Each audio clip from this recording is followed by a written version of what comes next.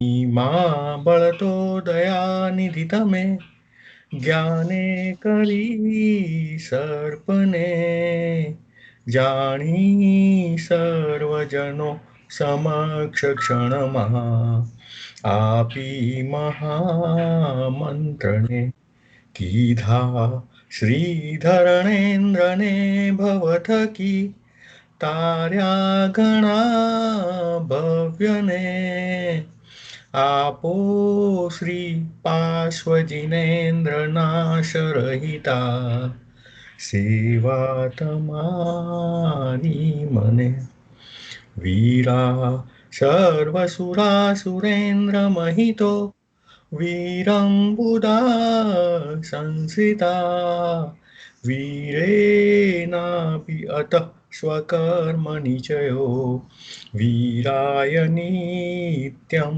નમો વીરા તીર્થમિદં પ્રવૃતમતુલં વીરસ્ય ઘોરં તપો વીરે શ્રીધૃતિકીર્તિકાન્તિનિચય શ્રીવીરભદ્રં દિશી નયનભાઈ. આજે આપણે અમૂલ્ય તત્વ વિચાર આજનો વિષય છે, તેના પર આપણે વિચારણા કરીશું. આ પદ શ્રીમદજીએ રચ્યું છે. તત્વ ઉપર વિચાર કરવા માટેનું આ શ્રેષ્ઠ પદ છે. જેમને 16 વર્ષની ઉંમરમાં જ આ પદ રચ્યું હતું કે જે જીવને જો આત્મા પામવો છે તો તત્વની વિચારણા જરૂર છે. તો તત્વ એટલે શું? કે તત્વનો સાદો અર્થ તત્ પ્લસ ત્વ. તત્ એટલે જેવું જે જેવું છે એક તત્, અને ત્વ એટલે તેવું. એટલે જે જેવું છે તેવું માનવું એને તત્વ કહે છે. એટલે જેવું છે એવું માને એને સંકેત કહેવાય, એ શ્રદ્ધા કહેવાય. જેવું છે તેવું જાણે, ઓકે, અને એવું માનવું, એનું નામ તત્વ. અને આ જગતમાં કે મૂળ તત્વ બે જ છે. આ સંસાર જે આખો છે, આ દુનિયા જે આખી છે, મૂળ તત્વ બે જ છે, જીવ અને અજીવ. આપણે જે નવ તત્વ જાણીએ છીએ એ નવ તત્વ આ જીવ અને અજીવના સંયોગ અને વિયોગથી ઉત્પન્ન થાય છે. જ્યારે જીવ અજીવ તરફ દ્રષ્ટિ કરે ત્યારે એક કર્મને આકર્ષે છે, કર્મના પૂતગલોને આકર્ષે છે. તેને આપણે આશરો કહીએ છીએ. અને એ જ્યારે આ આશ્રવ થતો હોય તે વખતે જીવ જે રાગ કરે, જે રાગને લઈને આશ્રવ થાય છે, એને બંધ કહેવામાં આવે છે. કારણ કે રાગ કરે છે ત્યારે જ આ બંધ પડે કર્મનો. એટલે રાગ જો શુભ હોય તો પુણ્ય કર્મ બંધાય, રાગ અશુભ હોય તો પાપ કર્મ બંધાય. અને જ્યારે આ જીવ આ કર્મોને આવતા રોકે, એટલે જીવ પરમાંથી દ્રષ્ટિ હટાવી લે, સ્વ તરફ આવે, એને આપણે સંવર કહેવાય. એટલે કર્મ આવતા બંધ થઈ જાય. અને જે કર્મ આત્મા સાથે બંધાયેલા છે, જીવ સાથે બંધાયેલા છે, એને દૂર કરવા આત્માથી, જીવથી, એને નિર્જરા કહેવાય.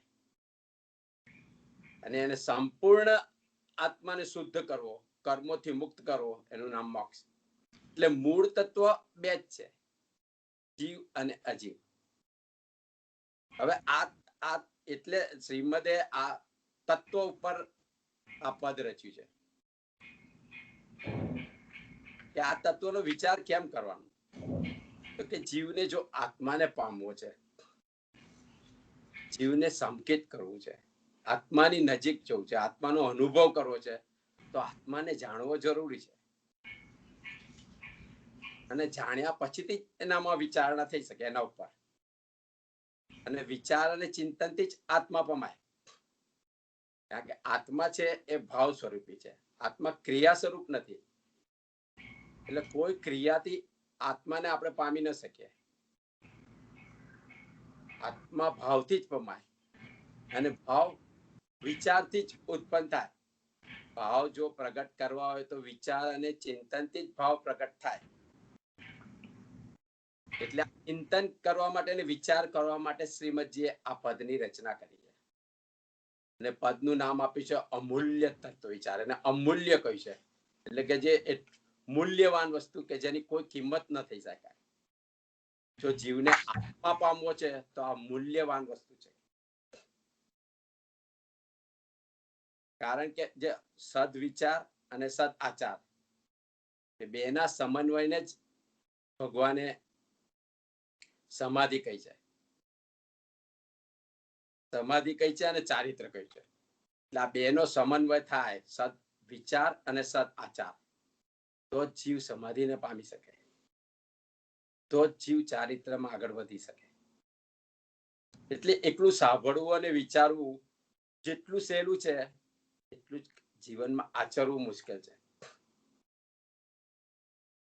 એટલે દરેક ધર્મોમાં બેઝિક ધર્મ એમ જ સમજાવવામાં આવ્યો છે. દરેક ધર્મ હોય કે સંપ્રદાય હોય કે જ્ઞાની પુરુષોએ એવી રીતે સમજાવી છે કે પાપથી બચો અને પુણ્ય કરો.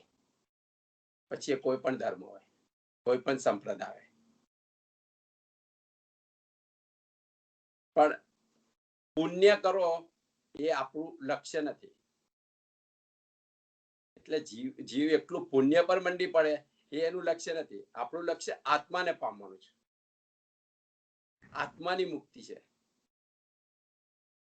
અને આત્માની મુક્તિ માટેનું આ શ્રેષ્ઠ આત્માને પામવો એટલે વસ્તુ સ્વભાવ ધર્મ. આપણો ધર્મ મેઇન આત્માને પામવાનો છે. અને આત્માઓને પામવા માટે તેનું સાધન છે આ અમૂલ્ય તત્વ વિચાર. એટલે જીવ વિચાર કરે તો આત્માને પામી શકે. પણ એના પહેલા જીવે પાપથી બચવું પડે. એટલે જીવ પાપથી બચે, પાપથી મુક્ત થાય, અને પછીથી જીવ વિચાર કરે આત્મા પર. આત્માને સમજે, આત્માને વિચારે તો આત્માને પમાય. અને વિચારણા માટે જ આ શ્રીમદે આ પદ રચેલું છે, અમૂલ્ય તત્વ વિચાર. તો આપણે હવે એ પદ જોઈએ શું કે છે પદમાં. કે બહુ પુણ્ય કેરા પુંજથી શુભ દેહ માનવનો મળ્યો, તો એ અરે ભવ ચક્રનો આટો નહીં કે ટળ્યો. એટલે આમાં કે છે કે બહુ પુણ્ય ના ઢગલે ઢગલા ભેગા થયા છે ત્યારે આપણને આ મનુષ્ય દેવ મળ્યો છે, શુભ મનુષ્ય દેવ. કે 84 લાખ જીવાયોની માં જો ઉત્તમ કોઈ અવતાર હોય એનો જ છે. કે મનુષ્ય સિવાય કોઈ જીવ મોક્ષ પામી ન શકે. મનુષ્ય સિવાય કોઈ જીવ જ્ઞાન પામી ન શકે, કેવળ જ્ઞાન. મનુષ્ય જ એવો જીવ છે જે ઉત્તમ સંયમ ધારણ કરી શકે. સહિતની વિચાર બુદ્ધિ મનુષ્યને જ મળી છે, એવું બીજું કોઈ પ્રાણી નથી. 84 લાખ જેવા દેવ પણ આટલો વિચાર નથી કરી શકતો. દેવમાં પણ એ શક્તિ નથી. દેવ સંયમ પણ ધારણ નથી કરી શકતો. જે મનુષ્ય સંયમ ધારણ કરી શકે ને સંયમમાં આ સૂક્ષ્મ તત્વનો વિચાર કરી શકે. એટલે આપણે અનાદિકાળમાં આપણે આત્માનો સાક્ષાત્કાર કર્યો નથી. એટલે સમકિતને આપણે પામ્યું નથી, સમ્યક દર્શન પામ્યા નથી. તો અત્યારે આપણને આ મનુષ્ય ભાવ મળ્યો છે, તો તેમાં પ્રાપ્ત કરી લેવો જોઈએ. કારણ કે અનંત કાળમાં કે મનુષ્ય દેહ મળવો બહુ જ દુર્લભ છે. એ દુર્લભ, એ આપણે એની દુર્લભતા આપણે પહેલા જોઈ ગયા છે કે શાસ્ત્રમાં 10 પ્રકારની દુર્લભતા બતાવી છે. કે મનુષ્ય ભાવ બહુ મળવો અતિ દુર્લભ છે. કે જેવી રીતે સમુદ્રમાં એક રત્ન ફેંકો તો મધ્ય સમુદ્રમાં, અને રત્નને શોધતા જેટલો સમય થાય એટલા કાળે ફરીથી જીવને આ મનુષ્ય ભાવ મળે છે. આપણને આ મનુષ્ય ભાવ મળ્યો છે તે કે આપણે પુણ્યના ઢગલે ઢગલા ભેગા થયા છે ત્યારે આવો મનુષ્ય ભાવ મળ્યો છે. અને આપણને મનુષ્ય ભાવ કેવો મળ્યો છે? શુભ દેહ વાળો.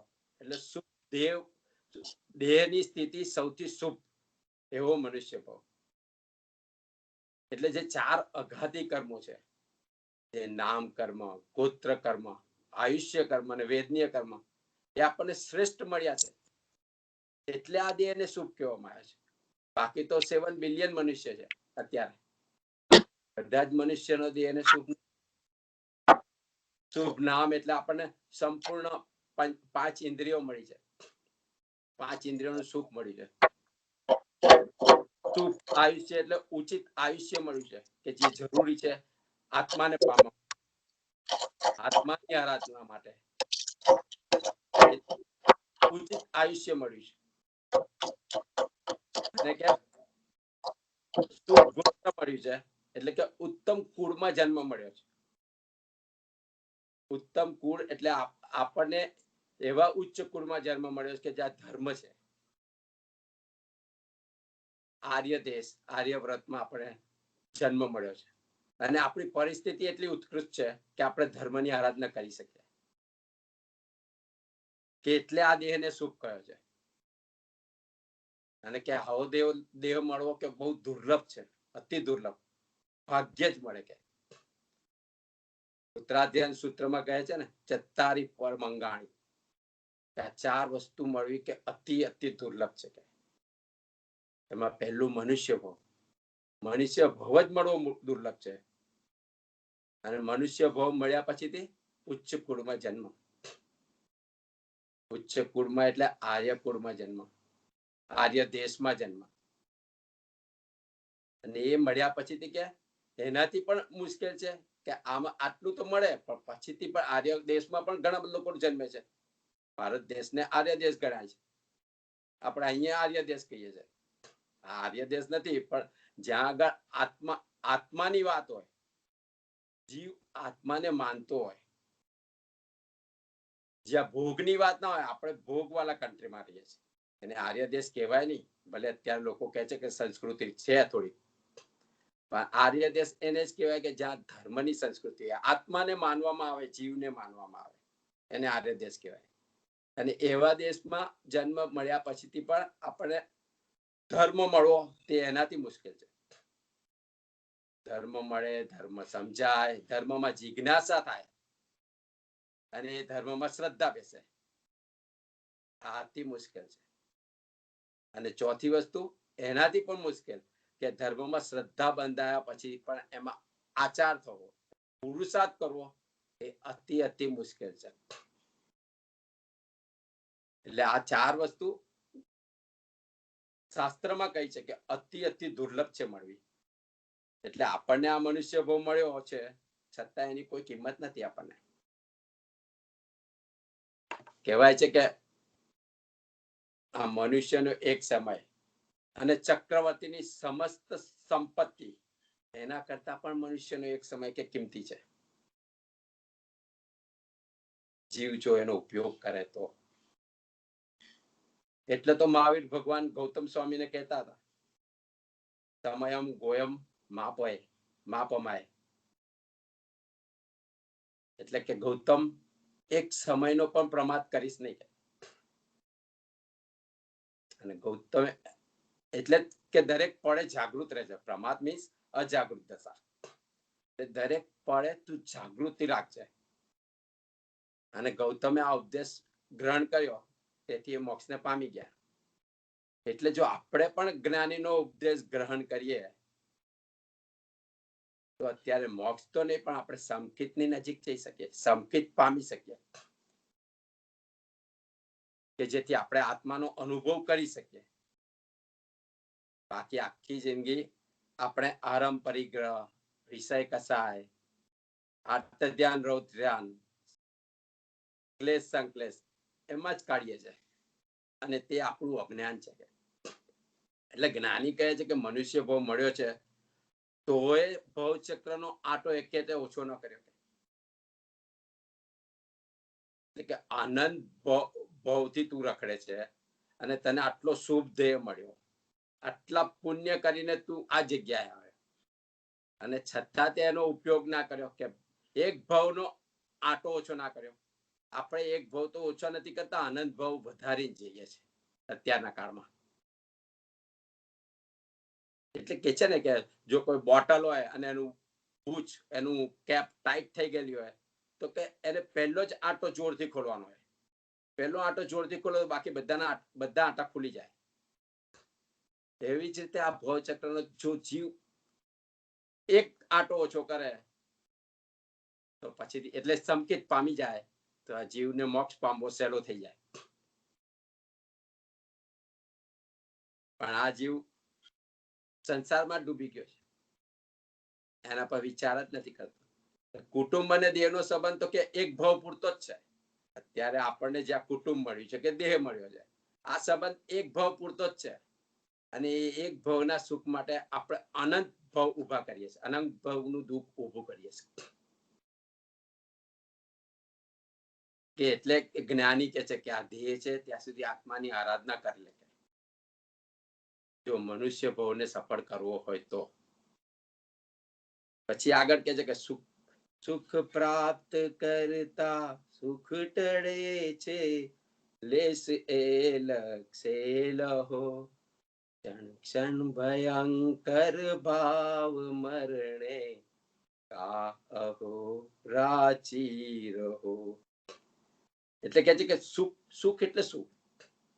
કે સુખ એટલે જીવને જે જોતું હોય, જે ગમતું હોય મળી જાય, એનું નામ સુખ. પણ એ મળે ક્યારે?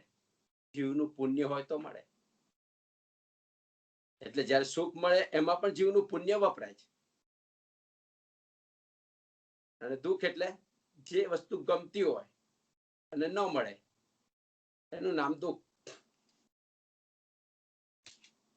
એટલે કે છે કે સુખ પ્રાપ્ત કરતા સુખ ટળે છે. એટલે સુખ એકવાર મળી જાય પછી સુખ જતું રહે છે, પૂરું થઈ જાય છે. કારણ કે પુણ્યનો ઉપયોગ થઈ ગયો એટલે સુખ મળી ગયું. અને પછી સુખ મળે પછી તરત જ બીજી ઈચ્છાઓ ઊભી થઈ જાય છે. અને ઈચ્છાઓ ઊભી થાય ને એ ન મળે એટલે દુઃખ ઊભું થાય તરત જ. એટલે આવું ચક્ર કે ચાલ્યા જ કરે છે. સુખ મળે, સુખ જતું રહે, પાછું દુઃખ આવે. એટલે આ સુખ દુઃખ નું ચક્ર ચાલ્યા કરે છે. એ જીવના કર્મ, શુભ કર્મ અને અશુભ કર્મના પ્રભાવથી આ સુખ દુઃખ ચાલ્યા જ કરે છે. પણ જીવને ખબર નથી કે સાચું સુખ તો આત્માનું જે અતેન્દ્રિય સુખ છે, અતેન્દ્રિય આનંદ છે, એ જ સાચું સુખ છે. એટલે જો આ જીવ કે આધ્યાત્મનો માર્ગ નહીં પકડે તો આ ભવ ભ્રમણ માંથી છૂટવાનો નથી. એટલે વાત ધર્મની ગમે તેટલી કરે કે શુભ કરશે તો દેવ ગતિમાં જશે, અશુભ કરશે તો નરક ગતિમાં જશે. એટલે આ ચક્કર ચાલ્યા જ કરવાનું છે. અને પછી આગળ કે છે કે આ જીવ કે દરેક ક્ષણે ક્ષણે પરભાવમાં જ હોય છે. આપણે વિભાવ ભાવમાં જ હોઈએ છીએ કાયમ. આત્મા સિવાય પરમાં જોઈએ છે આ જીવ. એટલે દરેક ક્ષણે ક્ષણે આ જીવ પરમાં રહે છે, આત્મા સિવાય બહાર રહે છે, વિભાવ ભાવમાં રહે છે. અને વિભાવ ભાવમાંથી રહેવાથી એ જે સ્વભાવ છે પોતાનો આત્માનો, એનું મરણ થાય છે. પોતાના ભાવનું મરણ થાય છે. ક્ષણે ક્ષણે આ જીવ ભાવનું મરણ કરે છે અને તેને લઈને અનંત કર્મો ઉપાર્જન કરે છે. કારણ કે જીવ જયારે પરમાં રહે છે, પર વિભાવ ભાવમાં રહે છે, ત્યારે કર્મ જ નો આશ્રવ ચાલુ રહે છે, સતત આશ્રવ. અને સતત આશ્રવ ચાલુ રહેવાથી પોતાના ભાવનું મરણ થાય છે. કારણ કે આત્માનો ભાવ એ વિશુદ્ધ આત્માની પર્યાય છે. જે જીવ સ્વભાવમાં રહે ત્યારે આ કર્મ બંધ થાય, ઓછો થાય, બંધ થઈ જાય. બાકી જયારે જીવ પરમાં જાય, વિભાવમાં જાય, સ્વભાવમાંથી બહાર નીકળે એટલે ભાવનું મરણ થાય છે. એટલે કે છે કે ક્ષણ ક્ષણ ભયંકર ભાવ મરણે, કાં અહો રાચી રહ્યો. કેમ તું કે આમાં કેમ રાચી રહે છે કે? એટલે જીવે કોઈ પણ સંજોગોમાં કે પોતાના ભાવ બગાડવા ના દેવા જોઈએ. એટલે જ આપણને કે છે ને કે અશુભમાંથી શુભમાં આવવા માટે આ ધાર્મિક ક્રિયાઓ બતાવી છે. એટલે જ્યારે પણ ભાવ બગડે ત્યારે જીવે ધર્મનો આશરો રહેવો જોઈએ કે જેથી અશુભ ભાવમાંથી જીવ શુભ ભાવમાં આવે, શુભ ભાવથી શુદ્ધ ભાવમાં જઈ શકે. એટલે જ્યારે પણ ભાવ બગડે ત્યારે જાપ કે નામ કે ભગવાનનું નામ કે કાંઈ પણ જીવે શરૂ કરી દેવું જોઈએ.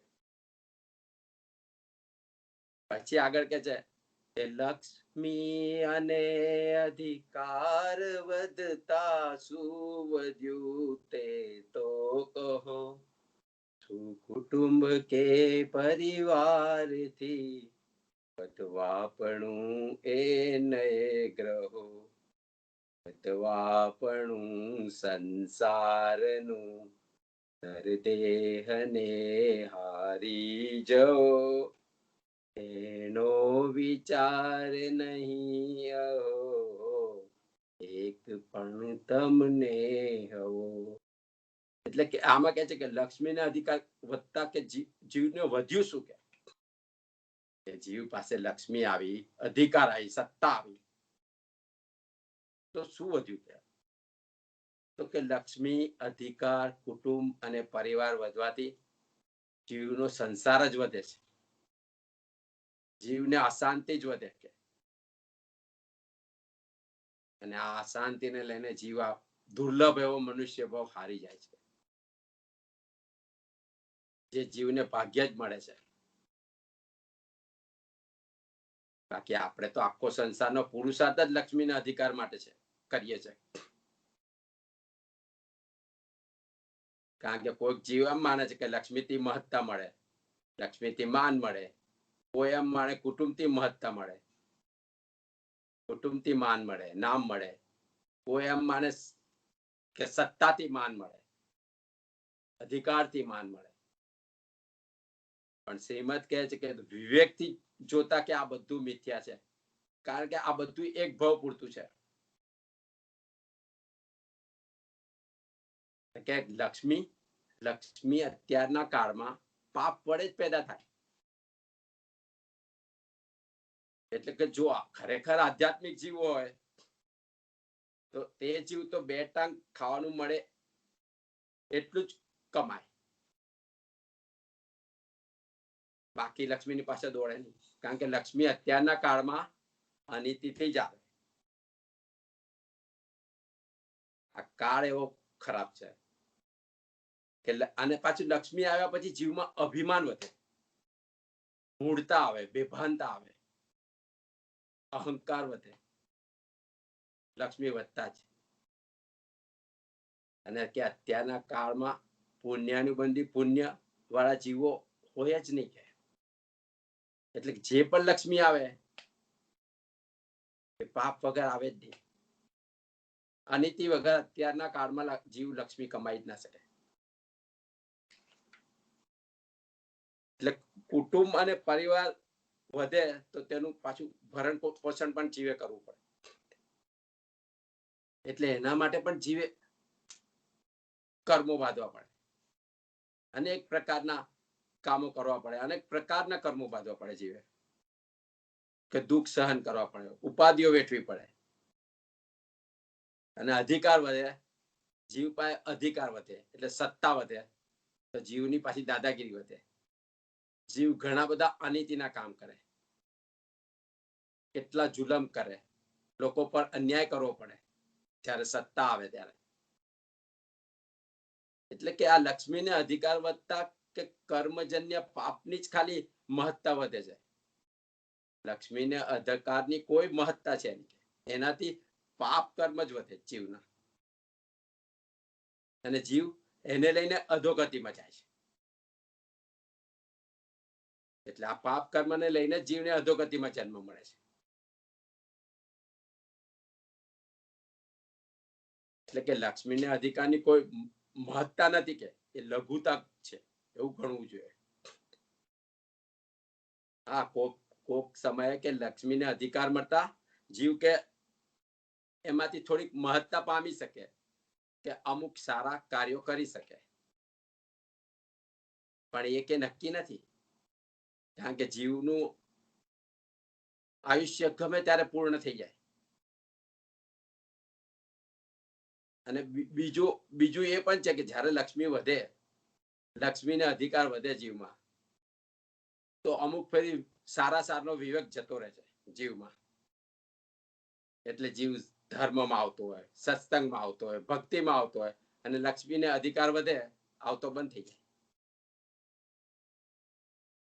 એટલે જીવ કે આના ઉપર વિચાર જ નથી કરતો, લક્ષ્મીના અધિકાર ઉપર. લક્ષ્મી, અધિકાર, કુટુંબ એ વધતા કે પાપ જ વધે છે. એટલે કે જીવે આની જો મહત્તા ઓછી કરે તો જીવ આત્માનો વિચાર કરી શકે છે. લક્ષ્મી, અધિકાર, કુટુંબની જે ઇમ્પોર્ટન્સ છે, મહત્તા છે, એ ઓછી કરે તો જીવ આત્મ વિચાર કરી શકે. અને આત્માની મહત્તા તો કે સત્ય વચનમાં છે, દયા, શાંતિ, ક્ષમા, સમતા અને પરોપકારમાં છે. એ કે આ લક્ષ્મીના અધિકારમાં નથી, એનાથી કર્મ જ વધે. પછી આગળ કે છે કે નિર્દોષ સુખ, નિર્દોષ આનંદ, યોગ મે ત્યાંથી ભલે, એ દિવ્ય શક્તિમાન જેથી જંજીરેથી નીકળે, હર વસ્તુમાં નહીં મૂંઝવો, એની દયા મુજને રહી, એ ત્યાગવા સિદ્ધાંત કે પશ્ચાત દુઃખ તે સુખ નહીં. એટલે આમાં કે છે કે નિર્દોષ સુખ અને નિર્દોષ આનંદ કે જ્યાંથી મળે ત્યાંથી લો. એટલે જ્ઞાની આપણને આનંદમાં રહેવાની મનાઈ નથી કરતા. આનંદ ને સુખ કે જ્યાંથી મળે ત્યાંથી લો, પણ એ નિર્દોષ હોવા જોઈએ. એટલે દોષ રહિત. દોષ રહિત એટલે જેમાં રાગદ્વેષ ન હોય એવા સુખ કે જ્યાંથી મળો ત્યાંથી લો. પણ આપણે જે બાહ્ય સુખ છે, જે ઇન્દ્રિયોનું સુખ છે, એ બધા સુખ દોષિત છે. એમાં રાગદ્વેષ થાય જ. એટલે જો વિવેકી આત્મા હોય કે ધર્માત્મા જીવ હોય તો તેને સંસારમાં રહેવું પડે તો રહે, કુટુંબમાં રહેવું પડે તો રહે, પણ એમાં આસક્ત ન થતો, એટેચ ન થતો. તમે જ્યારે એમાં આસક્તિ આવે એટલે રાગ આવે છે, અને રાગ આવે એટલે દ્વેષ આવે. એટલે જે ધાર્મિક જીવ હોય એવું જ્ઞાની એવું કહેતા નથી કે તું દીક્ષા લઈ લે. જ્ઞાની કે છે તું સંસારમાં રહે તો પણ અનાસક્ત ભાવે રહે. ગીતામાં કહ્યું છે ને, અનાસક્ત ભાવ, આસક્ત ન થા, તો તને નિર્દોષ સુખ ને નિર્દોષ આનંદ મળી રહે. એટલે સહજ અવસ્થામાં જીવ કે, એટલે સહજતાનો જીવ સ્વીકાર કરે જો ધાર્મિક જીવ હોય તો, કે જે મળે તેમાં સુખ માને. પછી આગળ કહે છે કે એ દિવ્ય શક્તિમાન જેથી જંજીરેથી નીકળે.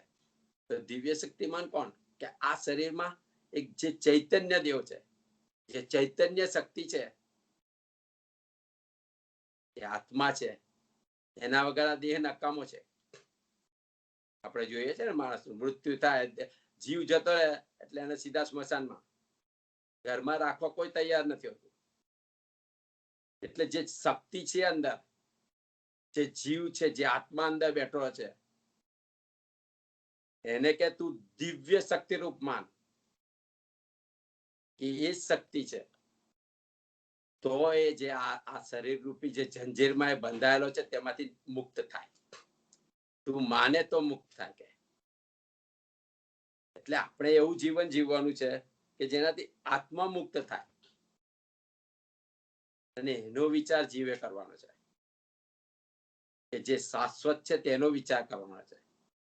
આપણું શરીર શાશ્વત નથી, આત્મા શાશ્વત છે. પછી આગળ કહે છે કે પર વસ્તુમાં નહીં મૂંઝવો, એની દયા મુજને રહે, એ ત્યાગવા સિદ્ધાંત કે પશ્ચાત સુખ તે દુઃખ નહીં. એટલે જે સુખની પાછળ દુઃખ છુપાયેલું છે એને જ્ઞાની સુખ ગણતા નથી. એટલે કે એને તું ત્યાગ કર. એ વસ્તુઓ પર વસ્તુમાં સુખ છે જ નહીં. પર વસ્તુ તમને પર વસ્તુ મળી કે સુખ પૂરું થઈ ગયું. જો પર વસ્તુમાં સુખ હોય તો આપણે તો કેટલી બધી વસ્તુઓ આપણી ઈચ્છા પ્રમાણે મળે છે, છતાં આપણે દુઃખી છીએ. વસ્તુમાં સુખ છે જ નહીં, સુખ આત્મામાં છે. એટલે કે એ ત્યાગવા સિદ્ધાંત એ જ ધર્મ છે. એ વસ્તુઓને ત્યાગો કે જે વસ્તુમાં સુખની પાછળ દુઃખ છુપાયેલું છે. કે આપણને જે સંસારી સાધનો મળ્યા છે, મકાન, બંગલા, ગાડી, નોકર કે સ્વસ્થ શરીર, અને આ બધું આપણે શાશ્વત માનીને ચાલીએ છીએ. પણ કે દુનિયાની કોઈ વસ્તુ કાયમી નથી. બુદ્ધ ભગવાને કીધું છે ને કે એવરીથિંગ ઇઝ ટ્રાન્ઝિયન્ટ. એટલે કે પૈસા, દીકરા, કુટુંબ, ગાડી, બધું જ કે આ બધું કાયમી નથી, બધું જ બદલાતું રહેશે. અને જીવે તેમાં અટકવાનું નથી. કારણ આ દરેક વસ્તુ પાછળ દુઃખ છુપાયેલું છે. કે જુવાની છે તો કે બુઢાપો આવવાનું જ છે, અને બુઢાપો છે તો કે મૃત્યુ આવવાનું જ છે. નિરોગી છે તો રોગ આવવાનો છે, આવી શકે છે. એટલે સંસારની એક પણ વસ્તુમાં કે સુખ નથી. સંસારની દરેક વસ્તુમાં સુખની પાછળ દુઃખ છુપાયેલું જ છે.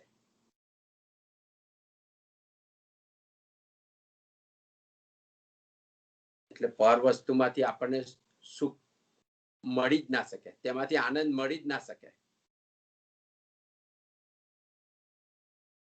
અને પર વસ્તુ આપણી સાથે આવી પણ ન શકે.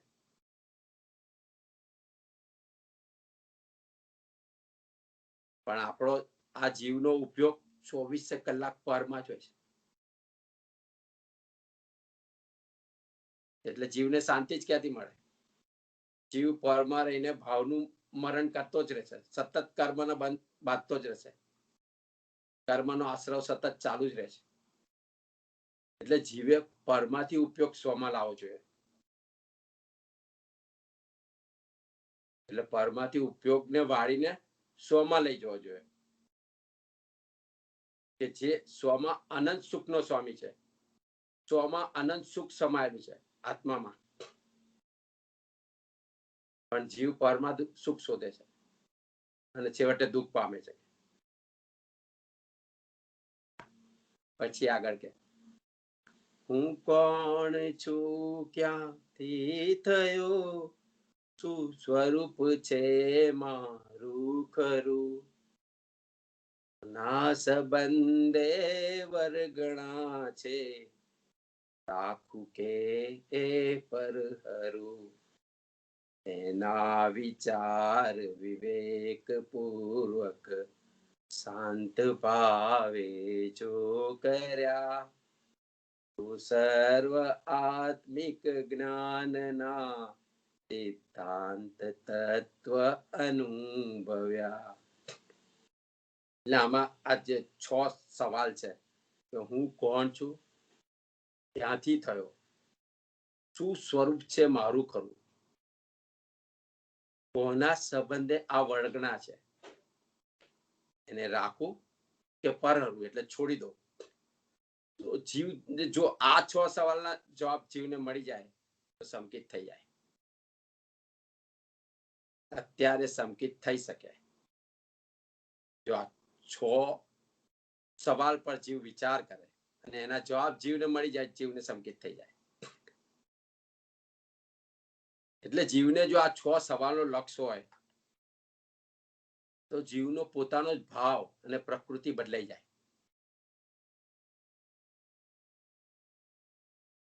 આચારંગ સૂત્રમાં, આચારંગ સૂત્ર જે આગમ છે, સાધુઓના આચાર માટે લખવામાં આવ્યું છે.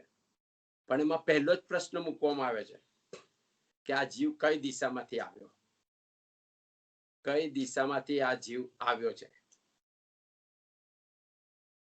એટલે જો જીવ આ વસ્તુ જાણે કે આ જીવ કઈ દિશામાંથી આવ્યો છે, તો તે જીવ કે આત્મવાદી કહેવાય.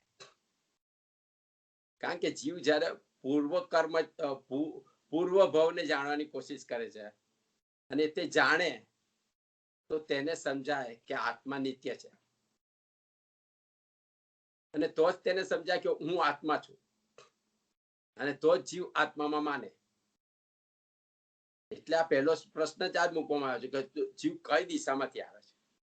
એટલે જીવ આ કઈ દિશામાંથી આવે તેનું જો જાણે તો એ આત્મામાં માનનારો જીવ થાય.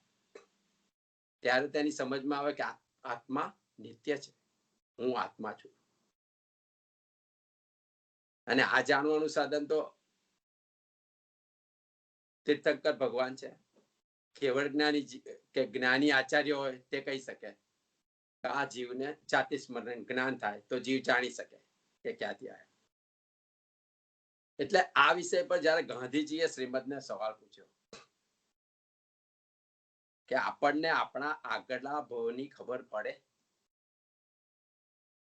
તો શ્રીમદે જવાબ આપ્યો કે જો જીવની બુદ્ધિ નિર્મળ હોય અને જીવ પોતાની ચેષ્ટાને તપાસે,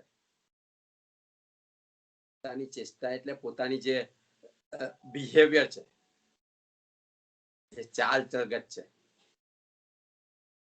કે જે જીવના ચાળા છે એને જીવ તપાસે. જો બુદ્ધિ નિર્મળ હોય ને જીવ પોતાની ચેષ્ટાને તપાસે અને તેને કે શાસ્ત્રના આધાર સાથે સરખાવે તો જીવ પોતાનો પૂર્વભાવ જાણી શકે. એટલે જીવના જે લક્ષણો છે એ પૂર્વભાવ આધારિત જ છે. અત્યારે આપણા જે પણ લક્ષણો હોય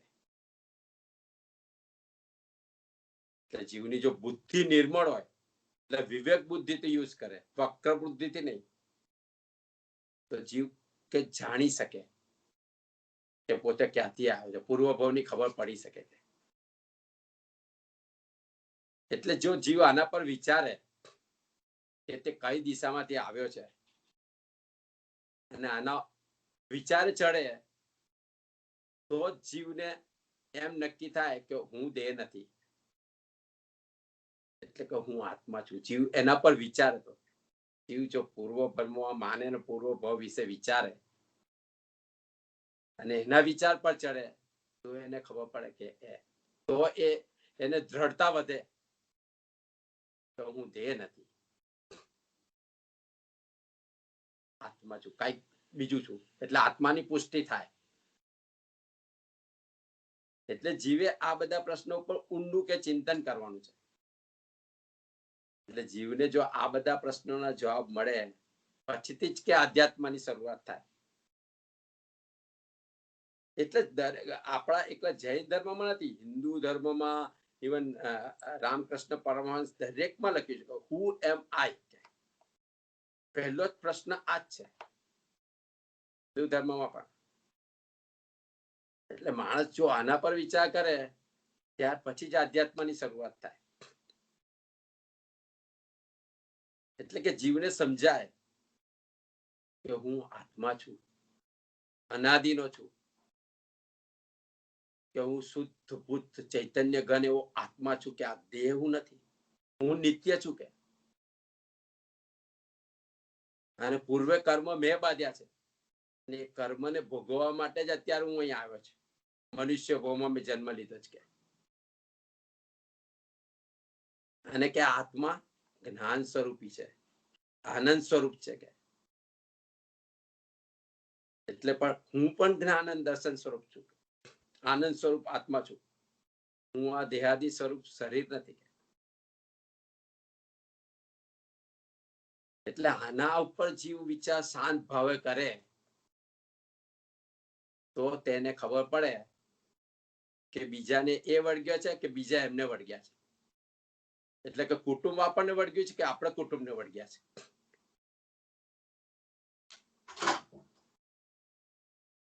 કારણ કે આ બધી વર્ગણા છે બધી રાગને લઈને.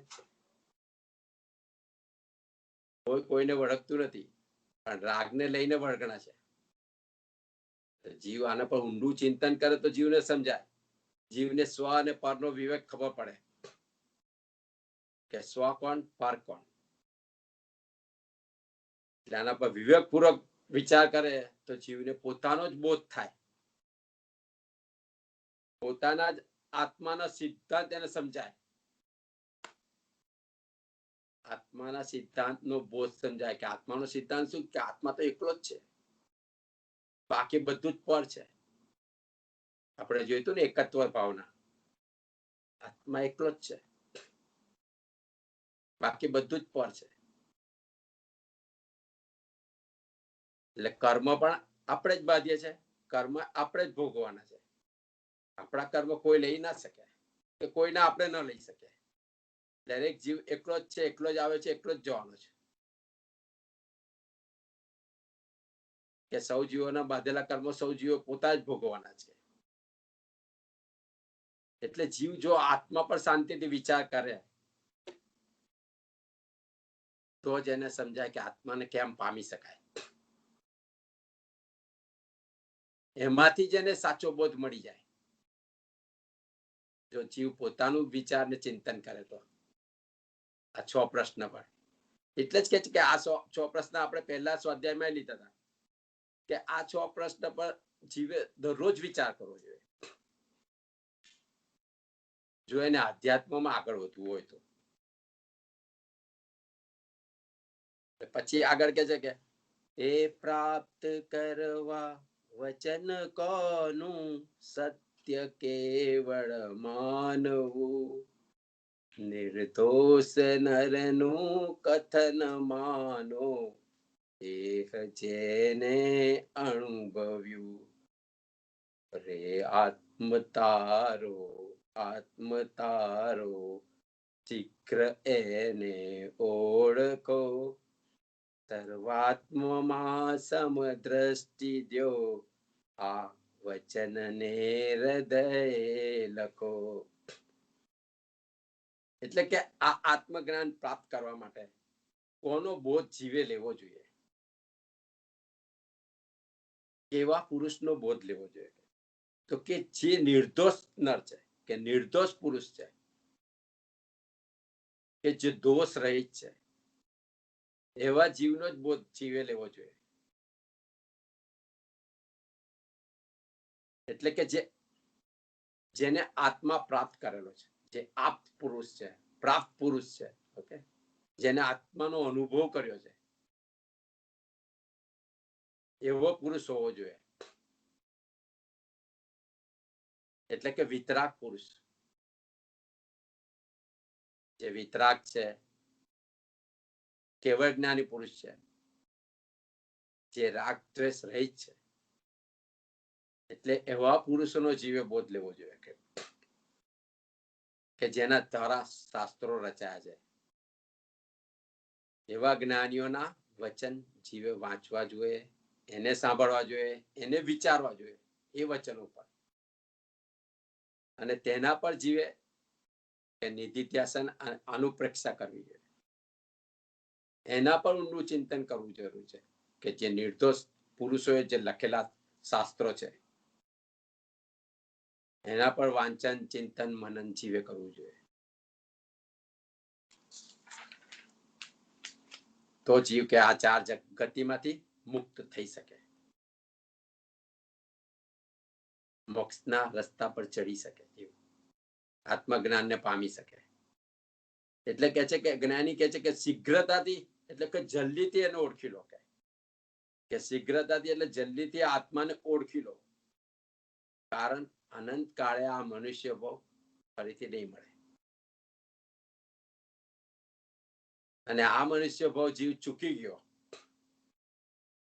કાળે અત્યારે કઠિન જ છે, મનુષ્ય ભાવ ચૂકી ગયો, જો એકેન્દ્રિય બે ઇન્દ્રિયમાં જતો રહ્યો તો કે અનંત કાળે મનુષ્ય ભાવ નહીં મળે, અનંત કાળે આ ધર્મ નહીં મળે. કે આવો મનુષ્ય ભાવ મળવો શુદ્ધ દેહ વાળો અતિ મુશ્કેલ છે. પુણ્યના ઢગલે ઢગલા ભેગા થાય ત્યારે જ આવો દેહ મળે, શુદ્ધ દેહ મનુષ્ય ભાવ. એટલે મનુષ્ય ભાવ મેળવવા પામવા માટે કે મહા પુણ્ય જોઈએ કે, અને કે વિતરાગ પરમાત્માનો ધર્મ મળવા પણ પુણ્ય જોઈએ. આપણને એમને જ મળી ગયો છે કે જ્ઞાનીઓનો યોગ થવા માટે પણ મહાન પુણ્ય જોઈએ. એટલે કે જ્ઞાનીનો બોધ સાંભળવા મળવો, સમ્યક દર્શન પ્રગટ કરવું એ કે મહા પુરુષાર્થનું કામ છે, કે બહુ અઘરું કામ છે, જીવે કરી લેવું જોઈએ. કે અને કેવળ જ્ઞાન પામવું તો એનાથી મહાદુષ્કર છે, પણ જીવ જો સમ્યક દર્શન પામી જાય તો જીવનો રસ્તો આસાન થઈ જાય, ઈઝી થઈ જાય. એટલે આ ભાવમાં તો જીવે આત્માને જ ઓળખીને સમ્યક દર્શન પ્રાપ્ત કરવાનું છે, સમકિતને પ્રાપ્ત કરવાનું છે. અને જીવ ત્યાં સુધી ના જઈ શકે તો જીવે સમ્યક દ્રષ્ટિ બનવાનું છે. સમ્યક દ્રષ્ટિ એટલે આત્મા તરફ જ વિચાર. એટલે કે છે કે જીવ તારા આત્મદ્રવ્યને કે ઓળખી લે અને આ સંસારમાંથી મુક્ત થવાનો કે પુરુષાર્થ કર, કે તારા જેવા જ આ દુનિયાના બીજા આત્મા છે એમ સમજ. કે અને જીવ જ્યારે પોતાના જેવા જ બીજા આત્મા છે તેમ સમજે તો જેવું પોતાને દુઃખ થાય છે એવું બીજા આત્માને પણ દુઃખ થાય. એટલે બીજાને તકલીફ આપતો અટકે. એટલે જીવ જ્યારે બીજા આત્માને પોતાના જેવો સમજે ત્યારે જીવમાં દયા ધર્મ પ્રગટે. અને દયા ધર્મ પ્રગટે તો જીવમાં સમતા ભાવ આવે. મહાવીર ભગવાને કીધું છે ને, યત્નાપૂર્વક જીવ. એટલે જે યત્નાપૂર્વક જીવવાનું કહ્યું છે તે આના લીધે જ કે બીજા જીવને પણ મારા જેવું દુઃખ થાય છે, બીજા જીવને મારા જેવી જ તકલીફ થાય છે. એટલે આ દયા ધર્મથી સમતા આવે અને સમતાથી જીવ સમકિત પામી શકે, સમ્યક દર્શનને પ્રાપ્ત કરી શકે. એટલે કે તું સમતા લાવ, બીજા જીવને તારા જેવો સમજ અને સમ્યક દર્શનને પ્રગટાવ. કે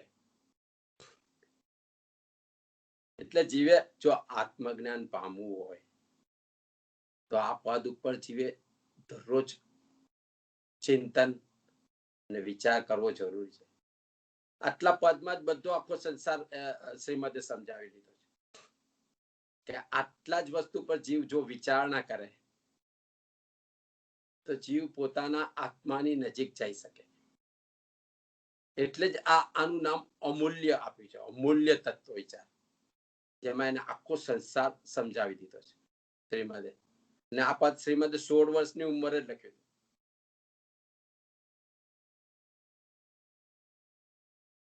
એટલે આ પદનું કેટલું ઇમ્પોર્ટન્સ છે. તે વખતે તો એ આત્મજ્ઞાન પણ પામ્યા નહોતા શ્રીમદ, ત્યારે લખેલું છે. એટલે આ પદ પર જો જીવ વિચાર કરે રોજે થોડો 5-15 મિનિટ, આ પદ છે કેટલું નાનું પણ એટલું જ અમૂલ્ય છે. જો જીવને આત્માને પામવો છે તો આ પદ પર વિચાર અને ચિંતન જરૂરી છે, ઊંડું ચિંતન.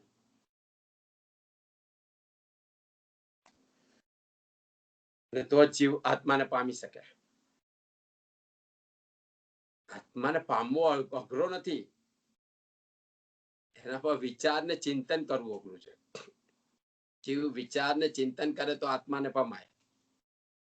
પણ આપણે આત્માને પામવા માટે ધર્મની ક્રિયાનો જ ઉપયોગ કરે છે. ક્રિયા પણ જરૂરી છે, ક્રિયાથી ભાવ આવે, બાકી વિચાર અને ચિંતન થી પણ શુદ્ધ ભાવ પ્રગટે.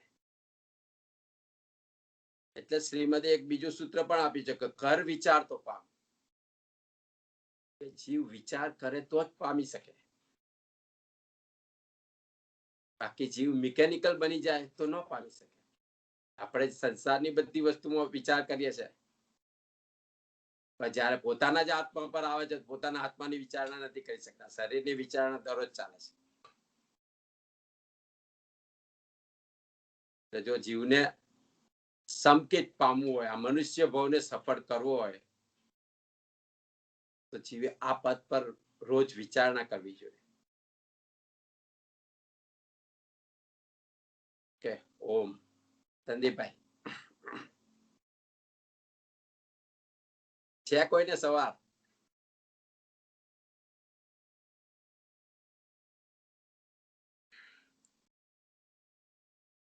સંદીપભાઈ તમે મ્યુટ છો.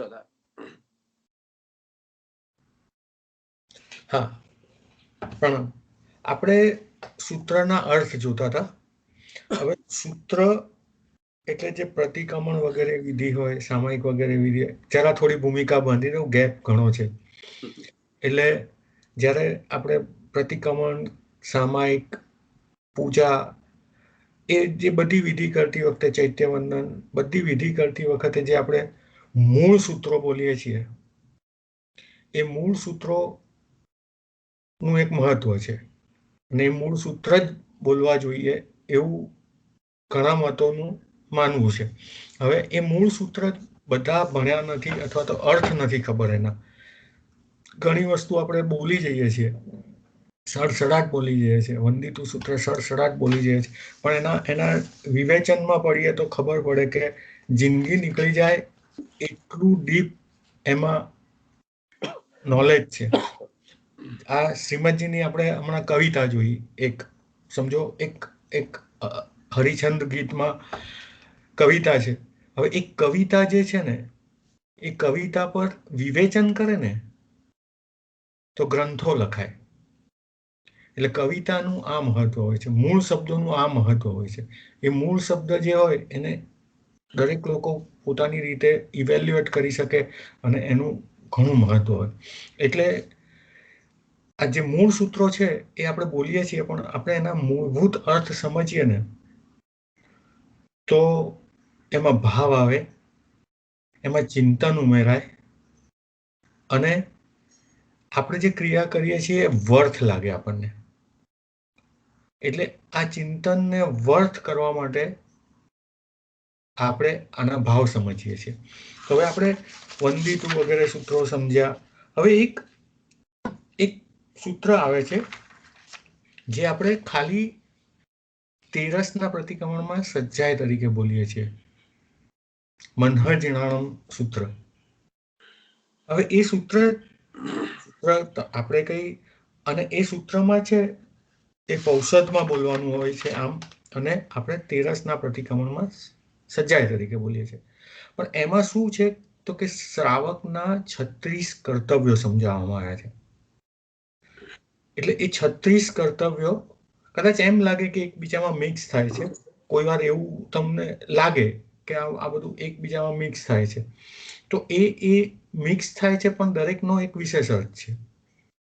એટલે એ શ્રાવકના જે 36 કર્તવ્યો છે ને, એને આપણે મન્હજીણાણમ સૂત્ર મેં એટલે ચૂઝ કર્યું છે કે એ આમ આપણને, આપણે પૌષધમાં બોલવાનું સૂત્ર હોય તો પૌષધ તો આપણે કરતા નથી. 80% લોકોને ખબર જ નથી કે પૌષધ શું છે. પહેલા આપણે પૌષધ સમજીએ. પૌષધ એટલે એવું છે કે આપણું અલ્ટિમેટ લક્ષ્ય શ્રાવકનું શું હોય? શ્રાવકનું અલ્ટિમેટ લક્ષ્ય હોય સંયમ લેવો, દીક્ષા લેવી અથવા તો સાધુ થવું. હવે આપણે સમજો કોઈક એક વસ્તુ કરવી છે તો ટેસ્ટ ડ્રાઈવ તો લેવી પડે ને.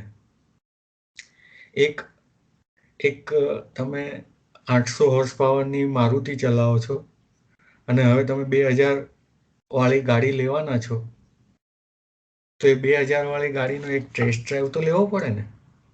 એટલે પૌષધ જે છે ને એ સાધુ જીવનનો ટેસ્ટ ડ્રાઈવ છે. એક દિવસ માટે સાધુ જેવું, સાધુનું નહીં પણ સાધુ જેવું જીવન જીવવું એને પૌષધ કહેવાય છે. અને શ્રાવક માટે એવું કહેવાય છે કે એણે 5 તિથિ પૌષધ કરવો જ જોઈએ. છતી શક્તિ અને છતી અનુકૂળતાએ પૌષધ ન કરે તો એ દોષનું કારણ છે. કદાચ ઘણા ખરાને તો ખબર પણ નહીં હોય કે વોટ ઇઝ પૌષધ.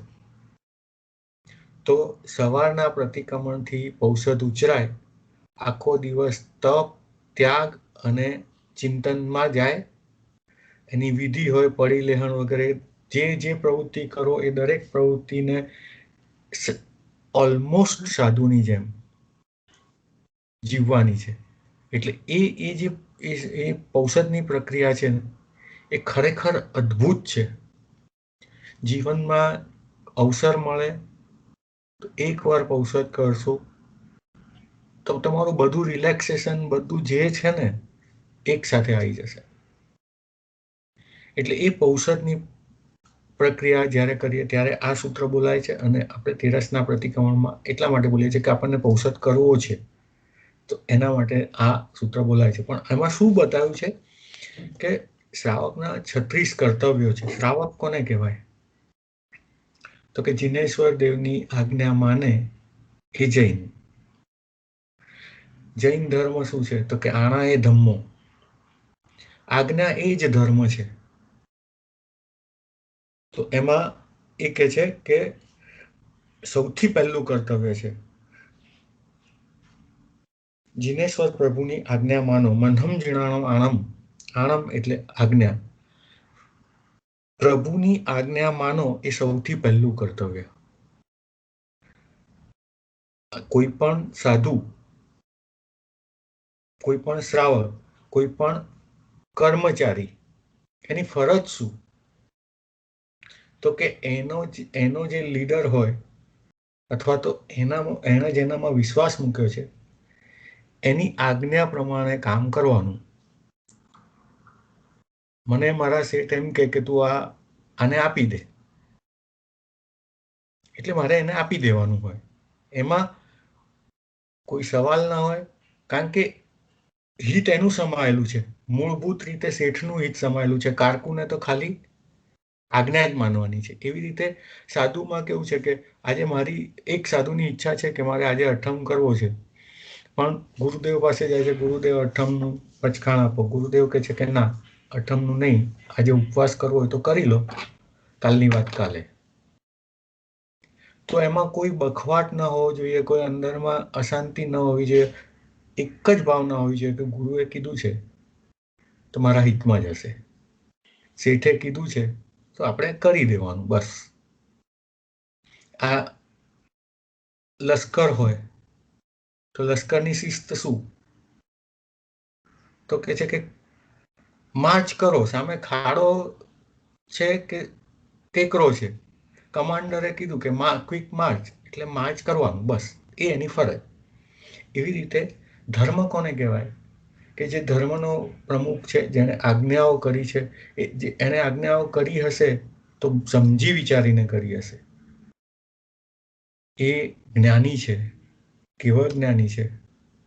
સૌ જીવોનું હિત કરવાની ઈચ્છાવાળા છે. એટલે એમણે જે કંઈ પણ આજ્ઞા કરી છે એ પાળવી, એનું નામ ધર્મ છે. એટલે આપણું શ્રાવકનું પહેલું કર્તવ્ય શું છે? તો કે જિનેશ્વર ભગવાનની આજ્ઞાને માનવી. એમાં ઘણીવાર એવું હોય કે આપણને વિરુદ્ધ લાગતી હોય કે મોટા માટે આ કીધું છે ને નાના માટે આ કીધું છે, અથવા તો સાજા માટે આ કીધું છે ને માંદા માટે આ કીધું છે. પણ એ દરેક માટે રિલેવન્ટ જ હોય એવી શ્રદ્ધા સાથે એને માનવાની છે. એ જિનેશ્વરની આજ્ઞા માનવાની. હવે આજ્ઞા બે પ્રકારની છે.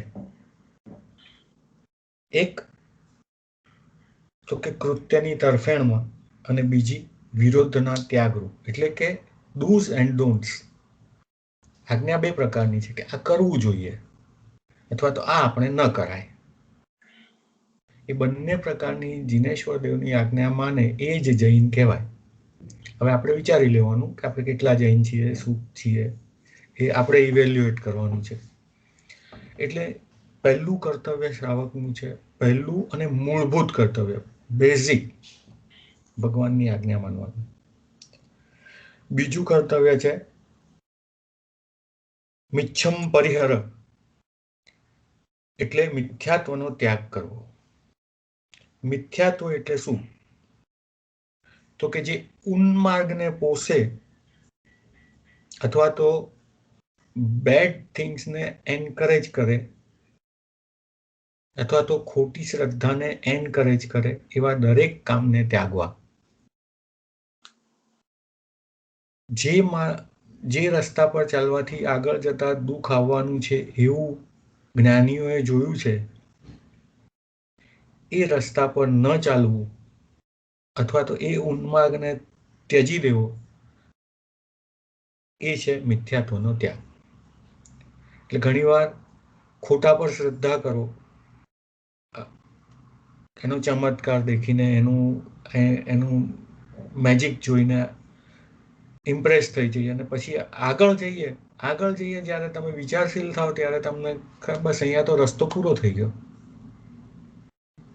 એટલે ઉન્માર્ગ એટલે શું કે પેલું કોઈ ગલીના નાકે આમ કરીને એક સાઈન હોય ને કે અંદર જઈને પૂરી થઈ જાય છે આ ગલી.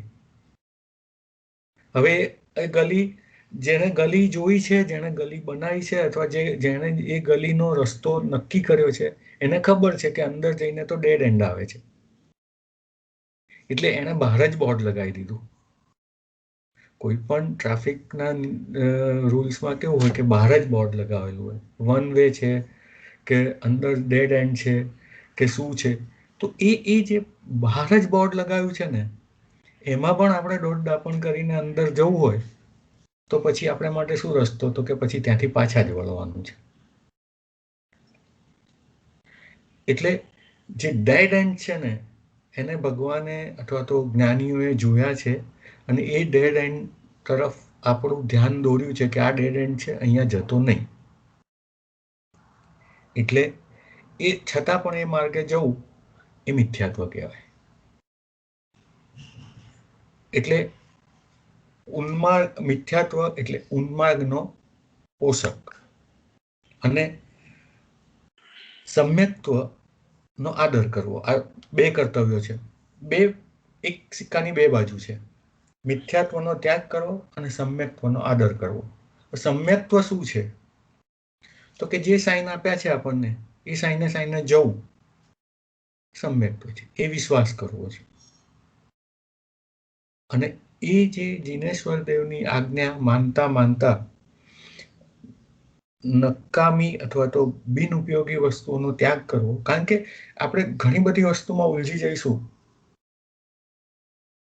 તો પછી આપણે ગોળ ચક્કરમાં ફર્યા કરશું. આપણી સમજ બહારનું થઈ જશે. એને બદલે આપણને જે ખરેખર ગાઈડલાઇન્સ આપવામાં આવી છે એને ફોલો કરશું ને, તો આપણે ડેસ્ટિનેશન પર જલ્દીથી પહોંચશું. એટલે પહેલું જિનેશ્વરની આજ્ઞા, બીજું મિથ્યાત્વનો ત્યાગ એટલે કે ઉન્માદને પોષક કોઈ પણ તત્વનો ત્યાગ કરવો, અને સમ્યક્ત્વ એટલે શું? તો કે સમ્યક્ત્વ એટલે સન્માર્ગની પોષક પ્રવૃત્તિ, જે આગળ જતા તમને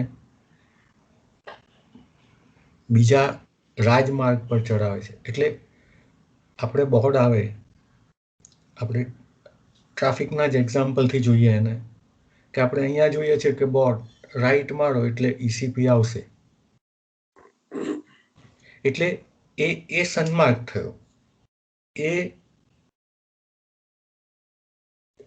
આપણી જાણકારી પ્રમાણેનો શ્રેષ્ઠ માર્ગ થયો, કારણ કે જ્ઞાનીએ આપ્યો છે. જેને રસ્તાનું જ્ઞાન છે એણે આપ્યો છે. આપણે અને ખાલી પ્રતીકના રૂપમાં જોઈએ છીએ. તો એ માર્ગ કયો છે કે આ પતલી ગલીમાંથી નીકળશો તો પણ ECP આવશે, રાજમાર્ગ આવશે, મેઇન રોડ આવશે. શેનો મેઇન રોડ? તો કે હવે તમારા ડેસ્ટિનેશન તરફનો. ડેસ્ટિનેશન શું છે? તો કે મોક્ષ છે. તમારા મોક્ષના ડેસ્ટિનેશન તરફ લઈ જનારી નાની પણ પ્રવૃત્તિ એ સમ્યક્ત્વ છે, અને એનો આદર કરવાનો છે, એને ફોલો કરવાનું છે. એટલે નાનો પણ દેખાતો સદમાર્ગ એ તમને રાજમાર્ગ પર લઈ જતો હોય તો એને ફોલો કરવો, ધેટ ઇઝ સમ્યક્ત્વ. એટલે પહેલું જિનેશ્વર દેવની આજ્ઞા માનવી, એમાં શ્રદ્ધા રાખવી. બીજું મિથ્યાત્વનો ત્યાગ કરવો, એટલે જે રોંગ માર્ગ છે એને છોડી દેવા, અથવા આગળ જઈને જે દુઃખ દેવાના છે. આ ઘણી વસ્તુ આપણને ખબર હોય કે આમાં દુખાવો થશે, આપણું શરીર તૂટી જશે અને છેલ્લે હાથમાં કંઈ નહીં આવે, તો પણ આપણે ઘણીવાર કેવા જીદે ચડી જઈએ કે નહીં, મારે આમ જ કરવું છે. એને બદલે જો ગાઈડન્સ મેળવીને ચાલીએ, અથવા એ ગાઈડન્સને આપણે નજર સામે રાખીને ચાલીએ, તો આપણે ઉન્માર્ગનો ત્યાગ કરીએ અને સન્માર્ગને અપનાવીએ. આપણે આપણી સાદી ભાષામાં જ સમજીએ આને. એટલે આ થયા બીજા બે કર્તવ્ય, એટલે 3 થયા. હવે ચોથું કર્તવ્ય છે કે રોજ 6 આવશ્યકોમાં લીન રહેવું. 6 આવશ્યક શું છે?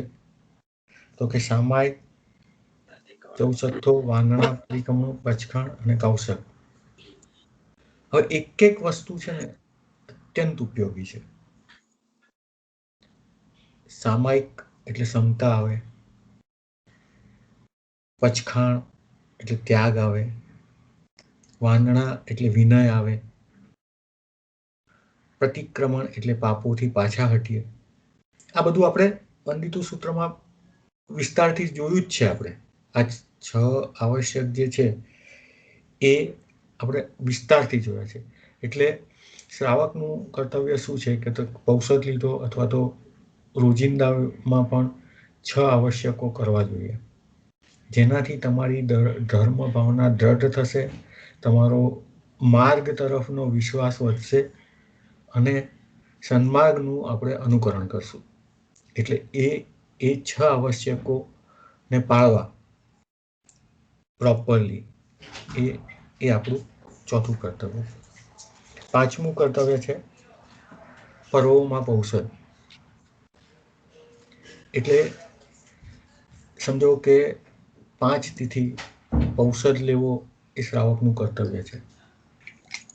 અને પૌષધ એટલે જે સાદું એવું જીવન છે એને જીવવાનું છે. એટલે એની પ્રેક્ટિસ કરવી એ આપણું આવશ્યક કર્તવ્ય છે.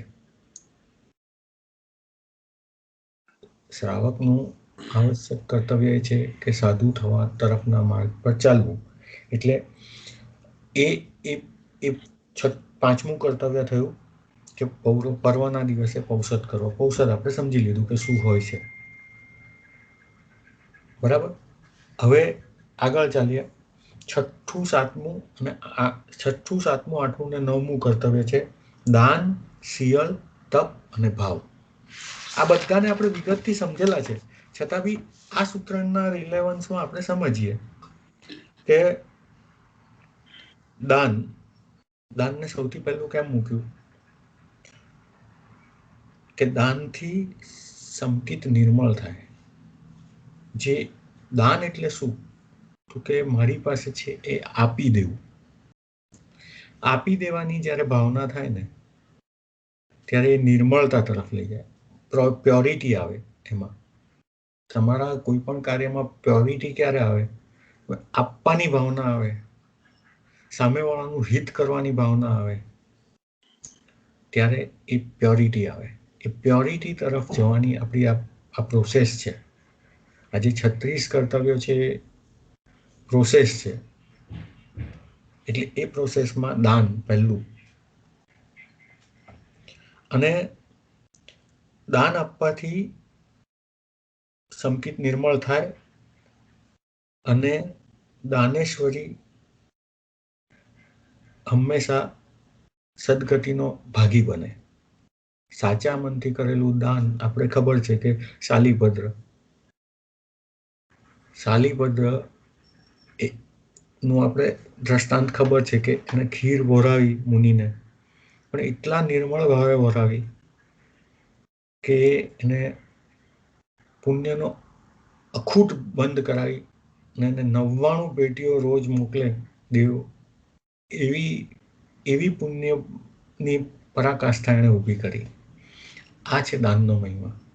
એટલે દાન, શિયલ એટલે શીલ પાળવું, એટલે પોતાના આચારોમાં અંદર સ્થિર થવું, મન, વચન અને કાયાથી કુમાર્ગને ન સેવવો. એ દરેક શ્રાવકનું કર્તવ્ય છે. એકચ્યુઅલી એ દરેકનું કર્તવ્ય છે, શ્રાવક હોય કે ન હોય. એની આ શિયલ એક એવી વસ્તુ છે કે જેની બહાર નીકળો ને એના દાયરામાંથી બહાર નીકળે એને દુઃખ જ ભોગવ્યું છે હંમેશા. દેખાય કે સુખ ભોગવ્યું, પણ એ દુઃખ જ ભોગવ્યું છે. એ લાખો વર્ષથી દુનિયાનો અનુભવ છે. રાવણે સીતાને વિશે વિચાર્યું, સીતાને અપહરણ કર્યું, તો એને છેલ્લે શું મળ્યું? તો કે મોત. એટલે પોતાના વ્રતથી જરાક બી ઉન્માદ તરફ ગયો ને એટલે એને માટે ડેડલી થયું. એટલે એ શિયાળ તપનો તો મહિમા છે જ, કે તપનો મહિમા બધાને ખબર છે કે આપણી મનોવૃત્તિઓ જે છે, જે રસવૃત્તિ છે વગેરે જે વૃત્તિઓ છે, એ એના તરફથી આપણે થોડા નિવૃત્ત થઈએ તપથી. અને બીજી એક વસ્તુ એ છે કે તપ એ આત્માની નજીક જવાનો એક માર્ગ છે. તપનો સાચો મહિમા એ છે કે તમે જ્યારે તપ કર્યો હોય ત્યારે આત્માની નજીક જાઓ, આત્મચિંતન કરો, હું કોણ છું, ક્યાંથી, કોના સંયોગથી છું, કે કેવી રીતે છું, એ તરફ જવા માટે જ્યારે તમે વિચારશો તો એ તપમાં વધારે શક્ય છે. ખાધું હોય, રસપુરી ખાઈને પથારીમાં આડા પડો તો વિચાર શું આવે કે હવે એક ઝોકું આવી જાય તો સારું, પછી છાશ પીસ. એટલે કહેવાનો મતલબ છે કે ભરેલું પેટ હોય અને ખાલી પેટ હોય તો એ આત્માની નજીક, અથવા તો તપનો ખરો મહિમા જે છે કે ચિંતન તરફ લઈ જાય, એ જ તપ. એટલે એ તપ. અને ભાવનું મહત્વ તો આપણને ઓલવેઝ થી ખબર છે કે ભાવ છે તો દુનિયા છે. ભાવે ભાવના ભાવીએ, ભાવે દીજે દાન. એટલે ભાવ એ તો મુખ્ય વસ્તુ છે. હવે આપણે આ બધી જે બેઝિક્સ છે ને આપણને બધાને ખબર છે, પણ આપણે બધા એનાથી ઊંધા ચાલીએ છીએ, અથવા તો એના પર શ્રદ્ધા હજી નથી થઈ, અથવા તો એ આપણે કરી નથી શકતા, અથવા તો આપણે એને પ્રાયોરિટી નથી આપવી. કંઈ પણ જે આપણો પ્રોબ્લેમ છે એ આપણે ધર્મને નામે ઠોકી દીધો છે કે બધા કરે છે હવે પ્રતિક્રમણ ને બધા કોઈ કયા ભાવથી કરી લીધા. અરે પણ ભલાભાઈ તું કર ને ભાવથી, તું ભાવથી કર, તારું તો થશે કલ્યાણ. બાકીના બધા 125 જણ બેઠા છે, કયા કોણે ભાવથી કરી લીધા હવે પ્રતિક્રમણ, પણ તું તારું કર ભાઈ, તો તારું તો કલ્યાણ કર તું. પણ નહીં, આપણે શું કરીએ છીએ કે બાપા ભગલોય નાપાસ થયો. એક છોકરો ઘરે આવ્યો અને પપ્પાએ પૂછ્યું શું આવ્યું રિઝલ્ટ આવ્યું? બાપા ભગલોય નાપાસ થયો. ભગલો નાપાસ થયો એટલે તું તો થયો જ ને ભાઈ. ભગલો પણ નાપાસ થયો એટલે હું તો થયો અને ભગલોય થયો. એટલે આપણે છે ને આ ગેમમાં પડી ગયા છે. એટલે એ જે ભાવની ગેમ છે ને, એ ભાવ એ ખરેખર જરૂરી છે. અને એ શ્રાવકના ધર્મ માટે અને શ્રાવકના કર્તવ્ય તરીકે આપ્યું છે. કર્તવ્ય તરીકે જ્યારે આપ્યું હોય ત્યારે એસેન્શિયલ વસ્તુ છે, એસેન્શિયલ સર્વિસ કહેવાય આપણી. દાનશીલ, તપ, ભાવ એ આપણા એસેન્શિયલ્સ છે, સમ્યક્ત્વના એસેન્શિયલ્સ છે. તો એને આપણે આપણા કર્તવ્ય તરીકે સ્વીકારવાનું છે. પછી આવે છે 10મું કર્તવ્ય, સ્વાધ્યાય. હંમેશા કેટલું પણ સાંભળશો ને, આ સ્વાધ્યાય છે જ નહીં. આ આપણે 1.5 કલાક જે કરીએ છીએ ને, એ ખાલી જ્ઞાન લેવા માટેની એક કોશિશ છે. ઇટ ઇઝ નોટ સ્વાધ્યાય. આપણે એને નામ આપીએ છીએ સ્વાધ્યાય. એટલે શું છે કે જે સ્વ તરફ લઈ જાય, અને સ્વએ જ જેનું ચિંતન કરવાનું છે. સ્વ અધ્યાય, એની સંધિ છૂટી પાડીએ એટલે જાતે જે અધ્યયન કરવાનું છે અથવા તો શીખવાનું છે, ધેટ ઇઝ સ્વાધ્યાય. વિષય આપી શકે કોઈ વક્તા જેનાથી તમે ઇમ્પ્રેસ હો, અથવા તો જે મહાત્માના તમે અનુયાયીઓ, તમને ચિંતન કરવાના વિષય આપી શકે, ચિંતન કરવાનો રસ્તો આપી શકે. પણ સ્વાધ્યાય એ જ છે કે જે તમે જાતે વિચારો છો. સ્વ અધ્યાય એટલે સ્વાધ્યાય ખૂબ આવશ્યક છે. એમાં આવશ્યક તત્વાર્થ સૂત્ર છે કે તત્વાર્થાદિક બીજી વાતો હોય, અને જે કંઈ ભણ્યા છીએ, જે કંઈ શીખ્યા છીએ, એ બધા જ તત્વોનો રોજે રોજ વિચાર કરવો અને સમયે સમયે વિચાર કરવો, પ્રસંગે પ્રસંગે વિચાર કરવો કે દરેક ઇન્સિડન્ટને એની સાથે જોડવા. તમે જે શીખ્યા છો, જે બેઝિક્સ પાસે આવ્યા છે, એ બધા બેઝિક્સમાં આપણે બધા બેઝિક્સ પર આપણે રોજે રોજ વિચાર કરવો, એ સ્વાધ્યાય છે. વ્યાખ્યાન શ્રવણ કરવું, ચિંતવવું, ચર્ચવું, એની ચર્ચા કરવી, બીજાને સમજાવવું, એ અનેક જાતના સ્વાધ્યાય કૃત્ય હોય, પણ એ છેલ્લે તો સ્વ તરફ લઈ જાય ને તો જ સ્વાધ્યાય છે. અને બીજી વાત, એનું સહાયક વસ્તુ સ્વાધ્યાય બીજો પાર્ટ એ આવે કે બીજો સ્વાધ્યાય કરતો હોય તો એને અંતરાય ન કરવો અથવા તો એને સહાયક થવું. એટલે કેટલાક આપણે ઘણી વાર જોતા હોય કે જે સાધુ હોય, સાધુઓની એક 20-25 સાધુ છે સમજો, તો એમાં 2-3 જણ એવા હોય કે જે ભણવા બેસે ભણી જ નથી શકતા અથવા ચિંતન કરવા બેસે તો ભટકી જાય છે. તો એ લોકો શું કરે છે? એ શું માર્ગ અપનાવે કે ચલો હું આ લોકોની સેવા કરીશ, હું એ લોકો માટે કોચરી પાણી લઈ આવીશ એટલે એ લોકોનો સમય ના બગડે, હું એ લોકોના બીજા કામ કરી લઈશ કે એટલે એ લોકોનો સમય ના બગડે. અને એ જે સ્વાધ્યાય કરવાવાળા અથવા તો તપ કરવાવાળા મહાત્માઓની સેવા કરવી એ પણ એક સ્વાધ્યાય છે. એટલે એને સાધનોની અનુકૂળતા કરી આપવી એ પણ એક સ્વાધ્યાય છે. કારણ કે ઘણા લોકો એવા હોય કે જેનાથી તપ ન થતો હોય, પણ એ તપ કરવાવાળાને ખરા દિલથી સહાયક થાય, એ ખરેખર એ પણ એક સ્વાધ્યાય છે. એટલે સ્વાધ્યાય એ શ્રાવકનું અગત્યનું કર્તવ્ય છે. આ બધા કર્તવ્યોની એક ચેન થાય, એ ચેન જ તમને આગળ લઈ જાય. એમાંથી બે વસ્તુ પણ છૂટી જાય ને તો એ માર્ગને મુશ્કેલ કરે. 11મું કર્તવ્ય છે નમસ્કાર મહામંત્રનો જાપ. હજારો મંત્ર શું કરશે, મારો નવકાર બેલી છે. સમરો મંત્ર ભલો નવકાર, એના મહિમાનો નહીં પાર. જોગી સમરે ભોગી સમરે, સમરે રાજા રંગ. હવે એ નમસ્કાર મહામંત્ર એને વિધિપૂર્વક એનું સ્મરણ કરવું, એનું જાપ કરવો, એ ખરેખર એક આપણું આવશ્યક કર્તવ્ય છે. એટલે એવું નહીં કે મારે એક માળા કરવાની છે ને બેસી ગયો, હવે આજે 15 જ મિનિટ છે તો 15 મિનિટમાં પૂરી કરું, ને 22 મિનિટ હોય તો 22 મિનિટ લાગે, એવું નહીં. એક નવકાર નમો અરિહંતાણમ, નમો સિદ્ધાણમ, એના ભાવ સાથે ભલે 100 નવકાર ગણાય, 25 નવકાર ગણાય, 5 નવકાર ગણાય, પણ ભાવ સાથે નમસ્કાર મહામંત્રનો જાપ કરવો એ હંમેશા હિત કરનારો છે. અને એ આપણું એક આવશ્યક કર્તવ્ય છે. અને જાપ સિદ્ધિ, કોઈ પણ વસ્તુનો સતત વિચાર કરવો, એ તમને એનાથી અભિમુખ કરે.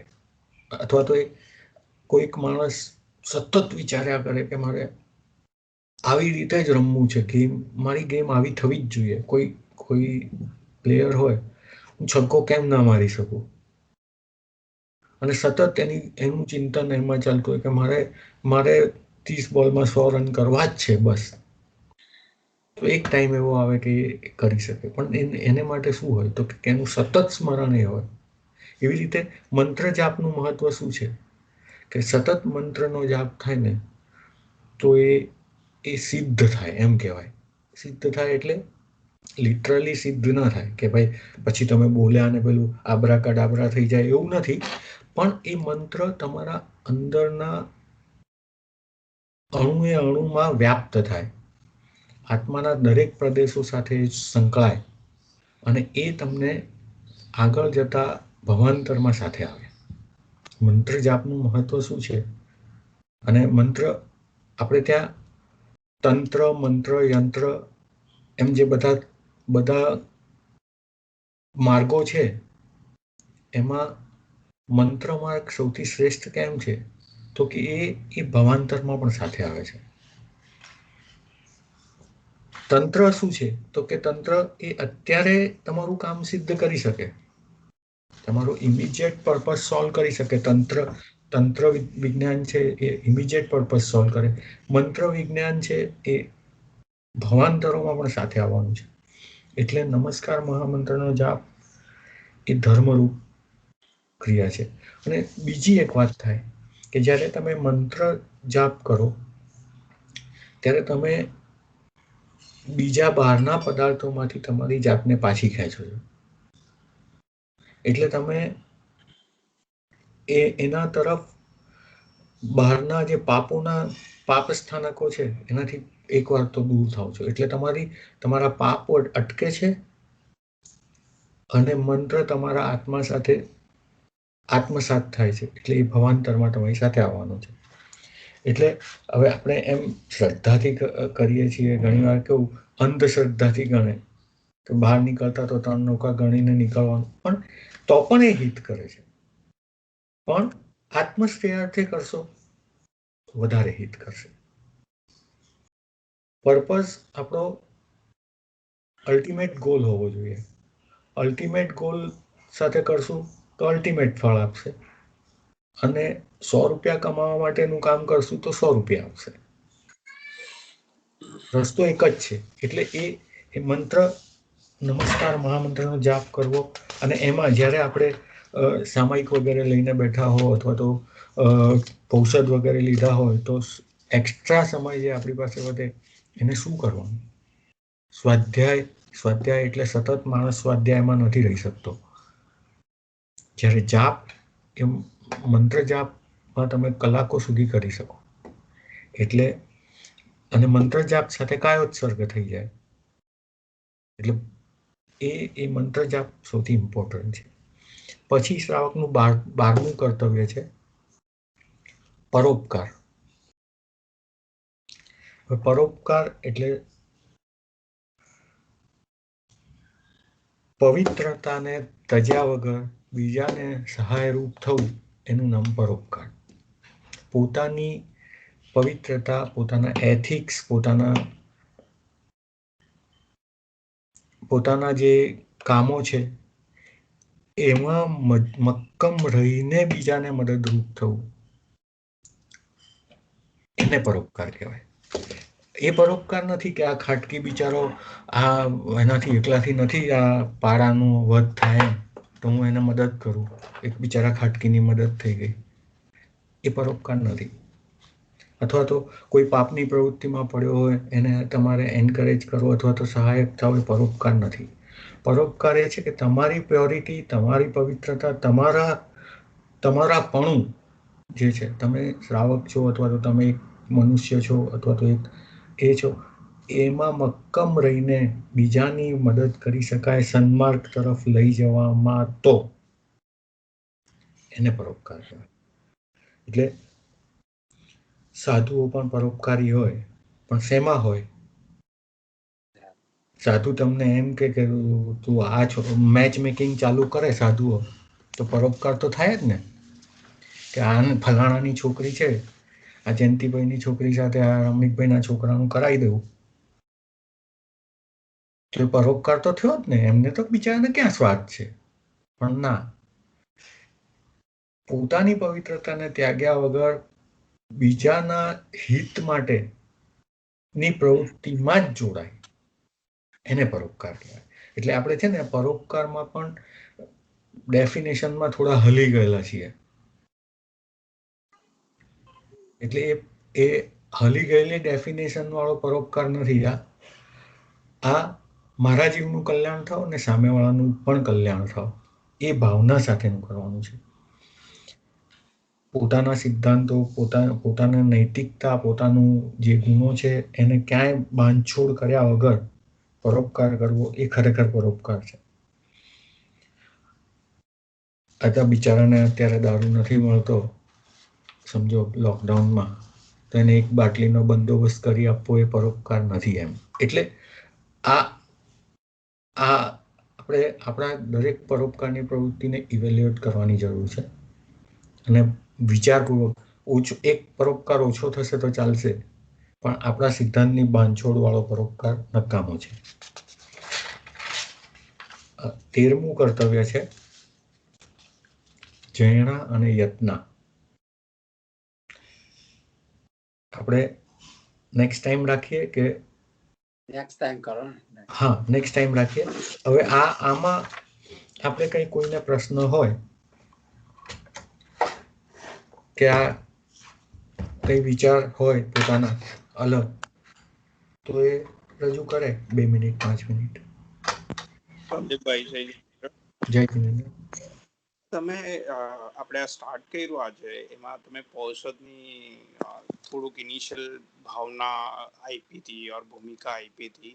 મે બી ક્યારેક આપણે થોડું એમાં ડિટેલમાં જઈ શકીએ કે પૌષદ એટલે શું. તો બી વેરી મને ખાલી ખબર છે કે સાદું જીવન જીવવું, but what all it tax, right? અને આપણે અહીંયા જો આપણે ઇન્ડિયામાં તો છીએ નહીં, તો અહીંયા સમજી લો કે કરવું હોય જરા પણ 1 કલાક પણ 2 કલાક પાડવું હોય તો વોટ ઓલ થિંગ્સ. 2 કલાકની આ પ્રક્રિયા નથી. પૌષદ છે ને કે અહો દિન થાય, એટલે એક આખો દિવસ થાય, સવારે લઈને સાંજ સુધીનો થાય. એક દિવસનો પૌષદ થાય. એક 24 કલાકનો અહોરાત્રિ પૌષદ કહેવાય એને. એટલે સવારથી લઈને રાત સુધી, બીજા દિવસની સવાર સુધી થાય. અને એક રાત્રિ પૌષદ થાય કે સાંજના પ્રતિક્રમણ પછી એને લેવાનો અને સવારે પાળી દેવાનો. એટલે એ પછી ત્યાં જઈને અપાશ્રય ઊંઘવા માટે નથી કે ભાઈ આપણે ઘરે ઊંઘ્યા છે તો અપાશ્રય જઈને ઊંઘી જઈએ, એના માટે નથી. પણ ઘણાને એવું હોય કે આજે આખી રાત મારે જાપ કરવો છે અથવા તો આખી રાત ચિંતન કરવું છે, 2 કલાક 3 કલાકની નિદ્રા લઈશ ને બાકીનો સમય હું એ કરીશ. હવે અત્યારે આપણે ત્યાં અહીંયા તો આપણા માટે શક્ય નથી. આપણા માટે મુંબઈમાં પણ ત્યારે શક્ય નથી બન્યું, સમજો. કારણ કે આપણી પાસે સમય પણ નથી, અનુકૂળતા પણ નથી ને કન્વિક્શન પણ નથી કે કરવું છે મારે, એટલે આપણે નથી કરી શક્યા.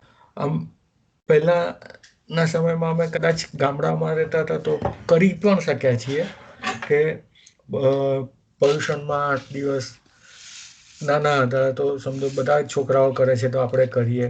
થોડા મજાક મસ્તીમાં પણ ગયા હોય, પણ તો પણ કર્યા છે એમ. એવું બને. અત્યારે હોંગકોંગ સંઘ છે તો હોંગકોંગ વાળા એ કરે છે. અત્યારે હોંગકોંગમાં પણ જે મિલનભાઈના ભાઈ વગેરે છે એ લોકો એને આખું એરેન્જ કરીને કરાવે છે. 5-10-15 જણને કરવા હોય તો ઘણીવાર એવું એ લોકોએ કર્યું છે એમ. કારણ કે એમની પાસે અલાયદી જગ્યા છે, એવું છે, એટલે એ લોકો કરે છે. અહીંયા અત્યારે આપણા માટે શક્ય નથી લાગતું એમ. પણ આ એક કરવા જેવી પ્રવૃત્તિ છે.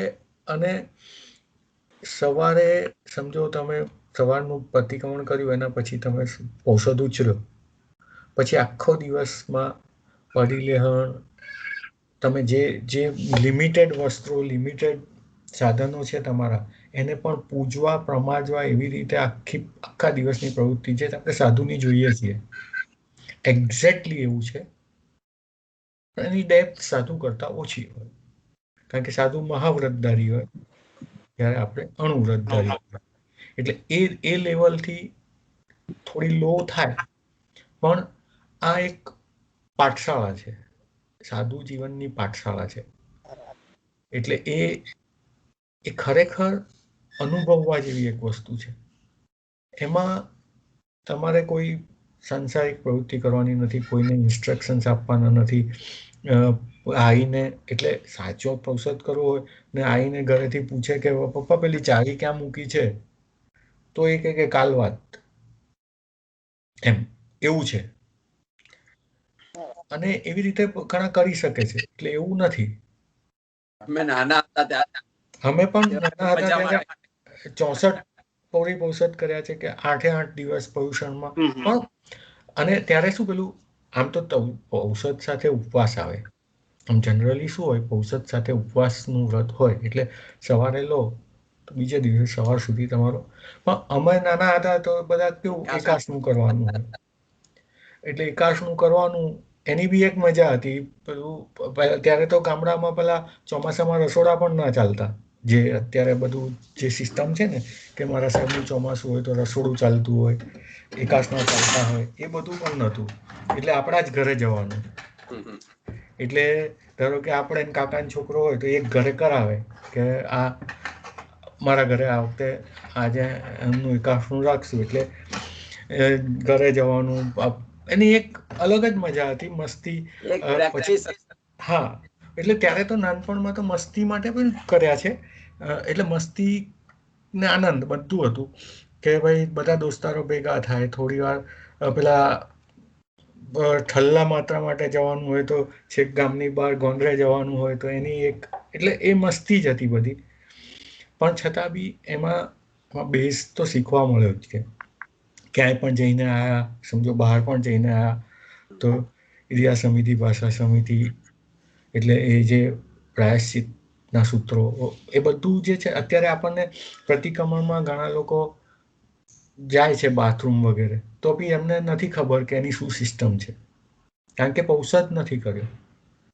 પૌષધમાં એ સિસ્ટમ છે કે બહાર જાઓ, પહેલા આજ્ઞા લઈને જવાનું કે મારે જવાનું છે, પછી આવીને ક્રિયા વિયા કરવાના કે જતા આવતા જે કંઈ વિરાજ ના થઈ હોય, મારી ક્રિયા સમિતિ, ભાષા સમિતિ, યજ્ઞ સમિતિ, આદાન મત નિખિળના સમિતિ, પારિષ્ઠાપનિકા સમિતિ, મન ગુપ્તિ, વચન ગુપ્તિ, કાયા ગુપ્તિ, એમાં કંઈ પણ વિરાજ ના થઈ હોય તો એના મિચ્છામી દુક્કડમ કરવાના. એટલે આ બધું આખા દિવસની ચર્યા છે ને ખરેખર અદ્ભુત છે. અવસર મળે એટલે અત્યારે આપણે ઉદ્યાનવાળાને જોઈએ છીએ તો એ પણ 48 દિવસના પૌષધ છે. એ 48 દિવસના પૌષધ છે. અને ઘણા છોકરાઓ, આપણે ત્યાંથી બી ઘણા છોકરાઓ હમણાં 2-4 વર્ષ પહેલા મારા સહેલ ને બધા બી કર્યા, 18 કર્યા, 18 દિવસ જઈ આવ્યા. એટલે આ કેવું છે કે આ પ્રવૃત્તિ છે અને એ લોકો એક વખત જઈ આવ્યા તો એમને ક્યારેક મન થશે એમ. આખા ઉદ્યાન થાય એવું ના હોય, 20-25 દિવસની રજા હોય તો 18 બી કરી આવ્યા. એટલે છોકરાઓ પણ એવી રીતે જતા હોય છે ને અમુક ઉંમરમાં થઈ જાય છે ને તો થાય છે. એટલે આ એક અદ્ભુત પ્રયોગ છે. સામાયિક તો એની સામે ઘણું નાનું લાગે તમને. ઔષધ સામે સામાયિક તમને ઘણું નાનું લાગે એમ, એટલી અદ્ભુત પ્રક્રિયા છે. એટલે કરી શકાય જ્યારે અવસર મળે ક્યાંક. પેલા મહાત્મા વગેરે જરા જાણીતા હોય, 2-4 મિત્રો સાથે કરીએ તો થશે પહેલી વાર, બીજી વારમાં. પણ અદ્ભુત છે. એટલે આપણે આ શ્રાવકના કર્તવ્યોને સમજીએ છીએ ધીમે ધીમે, જે ઓલરેડી આપણે ડિસ્કસ થઈ ગયા છે. એટલે અમુક પર આપણે એટલું વજન નથી મૂકતા, પણ અને અમુકની આપણને બેઝિક ખબર જ છે. થોડા મુદ્દા છે એ આપણે ચર્ચીએ આમાં. અને આ સૂત્ર એટલે જ મેં પસંદ કર્યું છે કે જે આપણે નથી થતું ને ઔષધ વગેરે, એનું સૂત્ર છે. એટલે આ થોડુંક વધારે ઇન્ટરેસ્ટિંગ છે. બીજું કોઈ? જય જય પ્રણામ. જય જય. અચ્છા, અગર આ ટોપિક રિલેટેડ કોઈને ક્વેશ્ચન ન હોય તો મારે ખાલી એક પોઈન્ટ છે, નમ્રતાબેન, કે મે બી આપણે હમણાં રિસેન્ટલી આ સ્વાધ્યાય થયા છે એના પછીના રેકોર્ડિંગ પહેલા જે આવતા હતા એ હવે નથી આવતા. So can we start that again? So જે લોકોએ મિસ કર્યું હોય આજનું સ્વાધ્યાય, so at least they can see through it in their own time. હા, એટલે મેં છે ને એના એક ફોલ્ડરમાં કોપી કરીને આખું ફોલ્ડર શેર કરી દીધેલું. ઓકે, પણ I can share again date wise કે કયા તારીખનું કયું છે. હા હા. અને આ અત્યારે આજે નયનભાઈ કરે છે રેકોર્ડ. હા, એ તો પણ નમ્રતાબેન પાસે જાય છે જ ને આ રેકોર્ડિંગ. હા, એટલે બસ એટલે બીજું બોલો. અને another thing what we had commented in the group earlier કે આ આપણે જે સ્વાધ્યાય કરીએ છીએ એવરી સન્ડે, હવે આની અંદર વી હેવ બીન થિંકિંગ ઓવર કે આ ફોર્મેટ્સ કેવી રીતે કન્ટિન્યુ કરવું, કે આમાં કોઈ ચેન્જીસ લાવવા કે નહીં લાવવા. But as an audience, if you think કે તમારી પાસે કોઈ એવા પોઈન્ટ્સ છે કે તમારી પાસે કોઈ એવા સજેશન્સ છે કે જે આપણે ફોર્મેટ્સ ચેન્જ કરી શકીએ કે આ કંઈક ચેન્જીસ લાવી શકીએ which can make it more interactive, થોડુંક more interesting. તો please feel free to forward your comments, suggestions ગ્રુપની અંદર. હવે we have opened up the group for everybody to comment and make notes. So એટલે તમે તમારી રીતના કમેન્ટ્સ કરી શકશો. બાકી જે રીતે આપણે લાસ્ટ ટાઈમ મેન્શન કર્યું છે, so we have been brainstorming some of the things, અને પછી આની અંદર આપણે થોડુંક ફોર્મેટ ચેન્જ લાવવાની ટ્રાય કરશું. પણ સજેશન્સ હશે તો એ બધાને ઇન્કોર્પોરેટ કરીને પછી લાવવાની ટ્રાય કરશું. પછી ધીમે ધીમે આપણે આપણી રીતના ટ્રાય કરશું એમ. ના બરાબર છે. હા, અથવા બીજા કોઈ વક્તા હોય સમજો, એને કોઈ સબ્જેક્ટને સમજાવવો હોય, કોઈ સબ્જેક્ટ પર એમનું એ હોય હા કે મારે 5-10 મિનિટ આ સબ્જેક્ટ પર વાત કરવી છે, અથવા મારું આના પર સારું એવું એ છે સ્ટડી છે, તો that will be also good. નહીં, દેટ વિલ બી નાઇસ. અને ઇન કેસ અગર તમારે ટોપિક ઉપર મેન્શન એટલે સમજાવો કે બોલવું ન હોય અને તમને કોઈ પર્ટિક્યુલર ટોપિક ઉપર સમજવું હોય, હા, તો એ પણ તમે ગ્રુપની અંદર મેન્શન કરી શકો, તો આપણે એના પર વિચાર કરી શકીએ. હા, વાત કરી એટલે તમે ટોપિક પર રિક્વેસ્ટ કરી શકો કે તો પછી હા. મને ક્વેશ્ચન હતો, આજે પૌષધનું સમજ્યા, પણ એ મેં ઓલવેઝ છોકરાઓને જ કરતા જોયા છે. ક્યાં? હું તો નાનપણમાં એમ જ અમદાવાદમાં મારો ભાઈ બી જતો હતો, પણ અમને લોકોને કોઈ દિવસ નથી કરવા મળ્યો. પણ એ તો આપણી વિલિંગનેસ જોઈએ, બાકી છોકરાઓ જ કરે છે એવું નથી. એટલે એમ તમને 2 જનરેશન દેખાશે, કાં ઘરડા માણસો દેખાશે અને કાં છોકરાઓ દેખાશે. અને યંગસ્ટર્સમાં કોઈક દીક્ષાર્થી હોય, કોઈ એવા હોય, એ પણ 2-4 દેખાય. ત્યાં જ્યારે 100-200 પૌષધ થતા હોય પર્યુષણ વગેરે. એટલે પર્યુષણ વખતે કામ મને યાદ છે, મારો ભાઈને ઓલવેઝ મોકલતા, પણ મને નહીં મોકલી. હા, પણ એટલે એ કોઈ રીઝન હશે એમનું, એટલે નહીં ગઈ હોય તું. પણ સાધ્વીજી મહારાજને ક્યાં ઉપાશ્રયમાં કઈ, બાકી એવું નથી કે છોકરાઓ જ કરે છે અથવા તો મોટાઓ જ ઘરડાઓ જ કરે છે. અને અત્યારે આપણે પણ એમ પણ થઈ ગયું છે થોડુંક કે આ ધર્મની બધી પ્રવૃત્તિ છે ને, એ કાં નાનપણમાં કરી લેવાની, કાં પછી ગળપણમાં કરી લેવાની. એટલે આપણે એમ એક કેવું આમ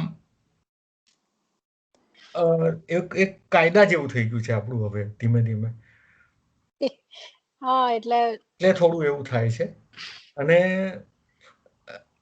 બાકી દરેક ઉંમર માટે છે આ, અને દરેક ઉંમરના લોકો કરતા જ હોય છે. એટલે અત્યારે હોંગકોંગમાં ધારો કે કરાવતા હશે ને 25 જણ કરતા હોય, તો I think they are all 25 to 45. એટલે એવું નથી કે નાના જ કરે છે. અને બીજું એવું તો શું રીઝન છે કે આપણે અહીંયા નહીં કરી શકીએ? એમાં જે છે ને મર્યાદાઓ ઘણી છે. ન કરી શકવાનું કારણ એ છે કે થોડું થલ્લે માત્ર જવાની, એટલે જે ટોયલેટ વગેરે યુઝ કરવાની થોડી મર્યાદાઓ છે. એટલે કદાચ આપણે અને એટલું ગ્રુપ પણ નથી કે જે જાણકાર હોય અને બધી વિધિ કરાવી શકે, કે એની મજા લેવી જ હોય ખરેખર, તો એ તમારા જાણીતા મહાત્મા સાથે કરો ને, તો ખરેખર કે ભાઈ આપણે રણોત્સવમાં જઈએ છીએ ને 3 દિવસનો પ્રોગ્રામ બનાવીને, એમ આપણા જેમ મારા સાહેબ હોય ને ત્યાં 2 દિવસનો પ્રોગ્રામ પૌષધોત્સવ નક્કી કરીને જઈએ તો થાય એમ કે ભાઈ ચલો આજે બિલડિયાજીમાં છે તમારા કાકી મહારાજ કે ફઈ મહારાજ, કે એમ થાય કે ચલો 1 દિવસ કરવો છે તો થઈ શકે, તો વધારે મજા આવશે. સાધુ સંતોના સાનિધ્યમાં વધારે મજા આવશે. હા, એ તો 100% સાચી વાત. અને માહોલ પણ જરૂરી છે. થઈ તો શકે જ, ક્યાંય પણ થઈ જ શકે, પણ માહોલ પણ થોડો જરૂરી છે. એમ જાણકાર પણ જરૂરી છે. એટલે ઘણા ખરા લોકોએ નાનપણમાં કર્યા જ છે પાછા, એવું નથી કે નથી કર્યા. આપણા જે અમુક છે એમાં ઘણા ખરા એ કર્યા છે નાનપણમાં. એટલે એ નયનભાઈ હોય, હું હોઉં, સ્વાતિ હોય, કે કોઈ વાર માનસીએ પણ કર્યા હોય, કોઈ વાર પરેશે પણ કર્યા હોય, એવું બને એમ. એટલે એવું નથી કે નહીં કર્યા હોય બધાએ. એટલે બરાબર. અત્યારે કદાચ શક્ય નથી અહીંયા, એવું લાગે છે અત્યારે, પણ વિવિધ શક્ય કદાચ બધું થાય તો થઈ પણ શકતું હશે. પણ એની મજા અલગ છે સાધુ સાથે કરવાની.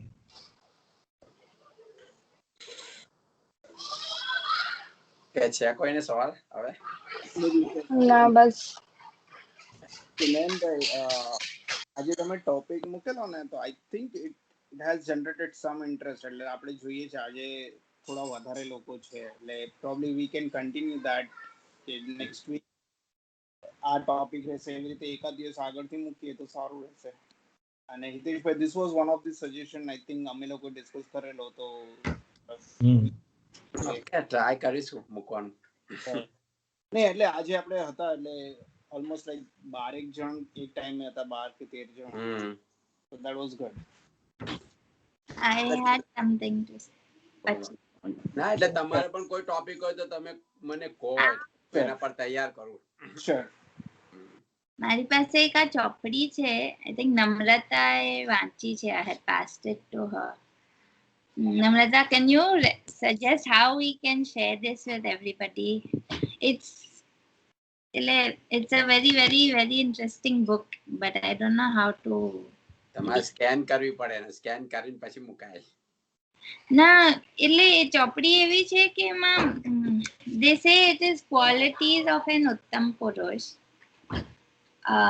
and there's just 10 qualities and each one, એટલે આપણે આટલું ધર્મનું ભણીએ એમાં એક્ઝેક્ટલી આ લિસ્ટ આવતું નથી. એટલે બેઝિકલી રિફ્રેશિંગ છે. What are the points? તમે એવું કરો ને, તમે ખાલી એક બે એક્ઝામ્પલ આમાં પોઈન્ટ છે. તમે રીમાબેન, તમે એક વાર છે ને વાંચીને આના પર તમે નોટ્સ બનાવીને તમે વ્યાખ્યાન આપો. ના, એવું નથી, પણ આના પોઈન્ટ શું છે ખાલી કે ને એક બે પોઈન્ટ. એટલે ફોર એક્ઝામ્પલ આ પહેલું જે ગુણ છે હું વાંચું, addiction to helping others, એટલે પરાર્થ વ્યસનિતા. ઓકે, હવે તને સમજાવો આ શું છે. આપણે ત્યાં માર્ગાનુસારીના 32 ગુણો છે. 35. હા, એટલે માર્ગાનુસારીના જે ગુણો છે ને એ એની આ બુક છે. એ આપણે ત્યાં છે. એ કેવું છે, બેઝિક છે આપણું. એ ધર્મથી પહેલાનું છે. હિન્દુસ્તાનના દરેક માણસમાં હોવું જોઈએ એવી અપેક્ષાવાળા આ ગુણો છે કે ન્યાય સંપન્ન વૈભવ, તમારો જે પણ રીચનેસ હોય એ સારી રીતે કમાયેલી હોવી જોઈએ.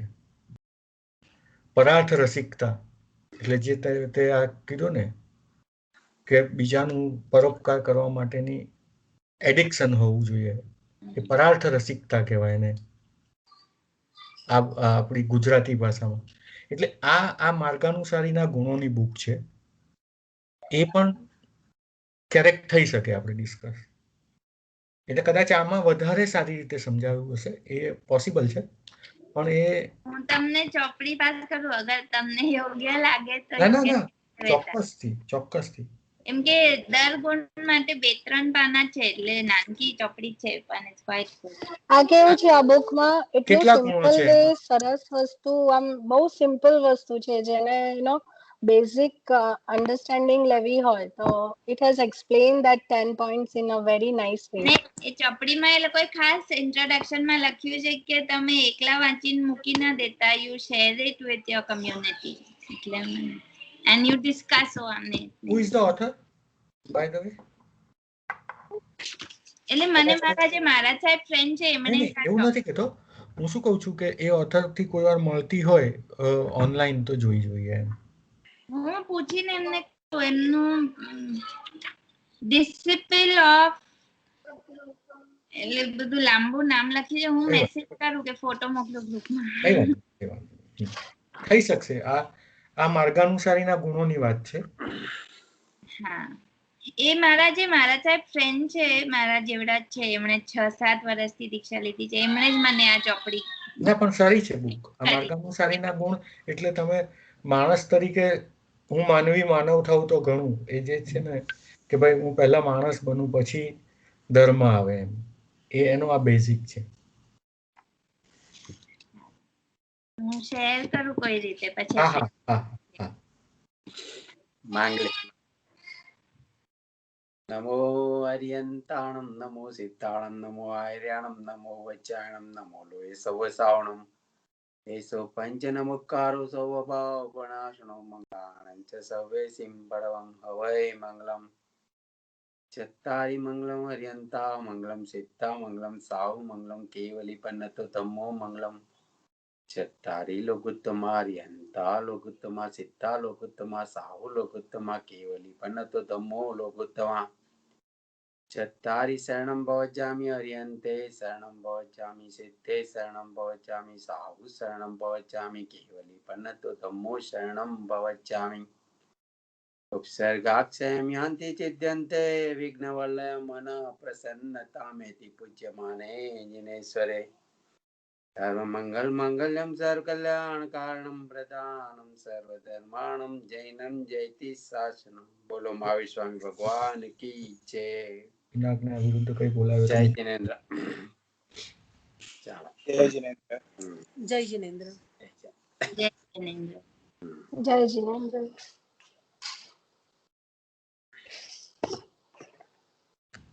ઓકે ચાલો.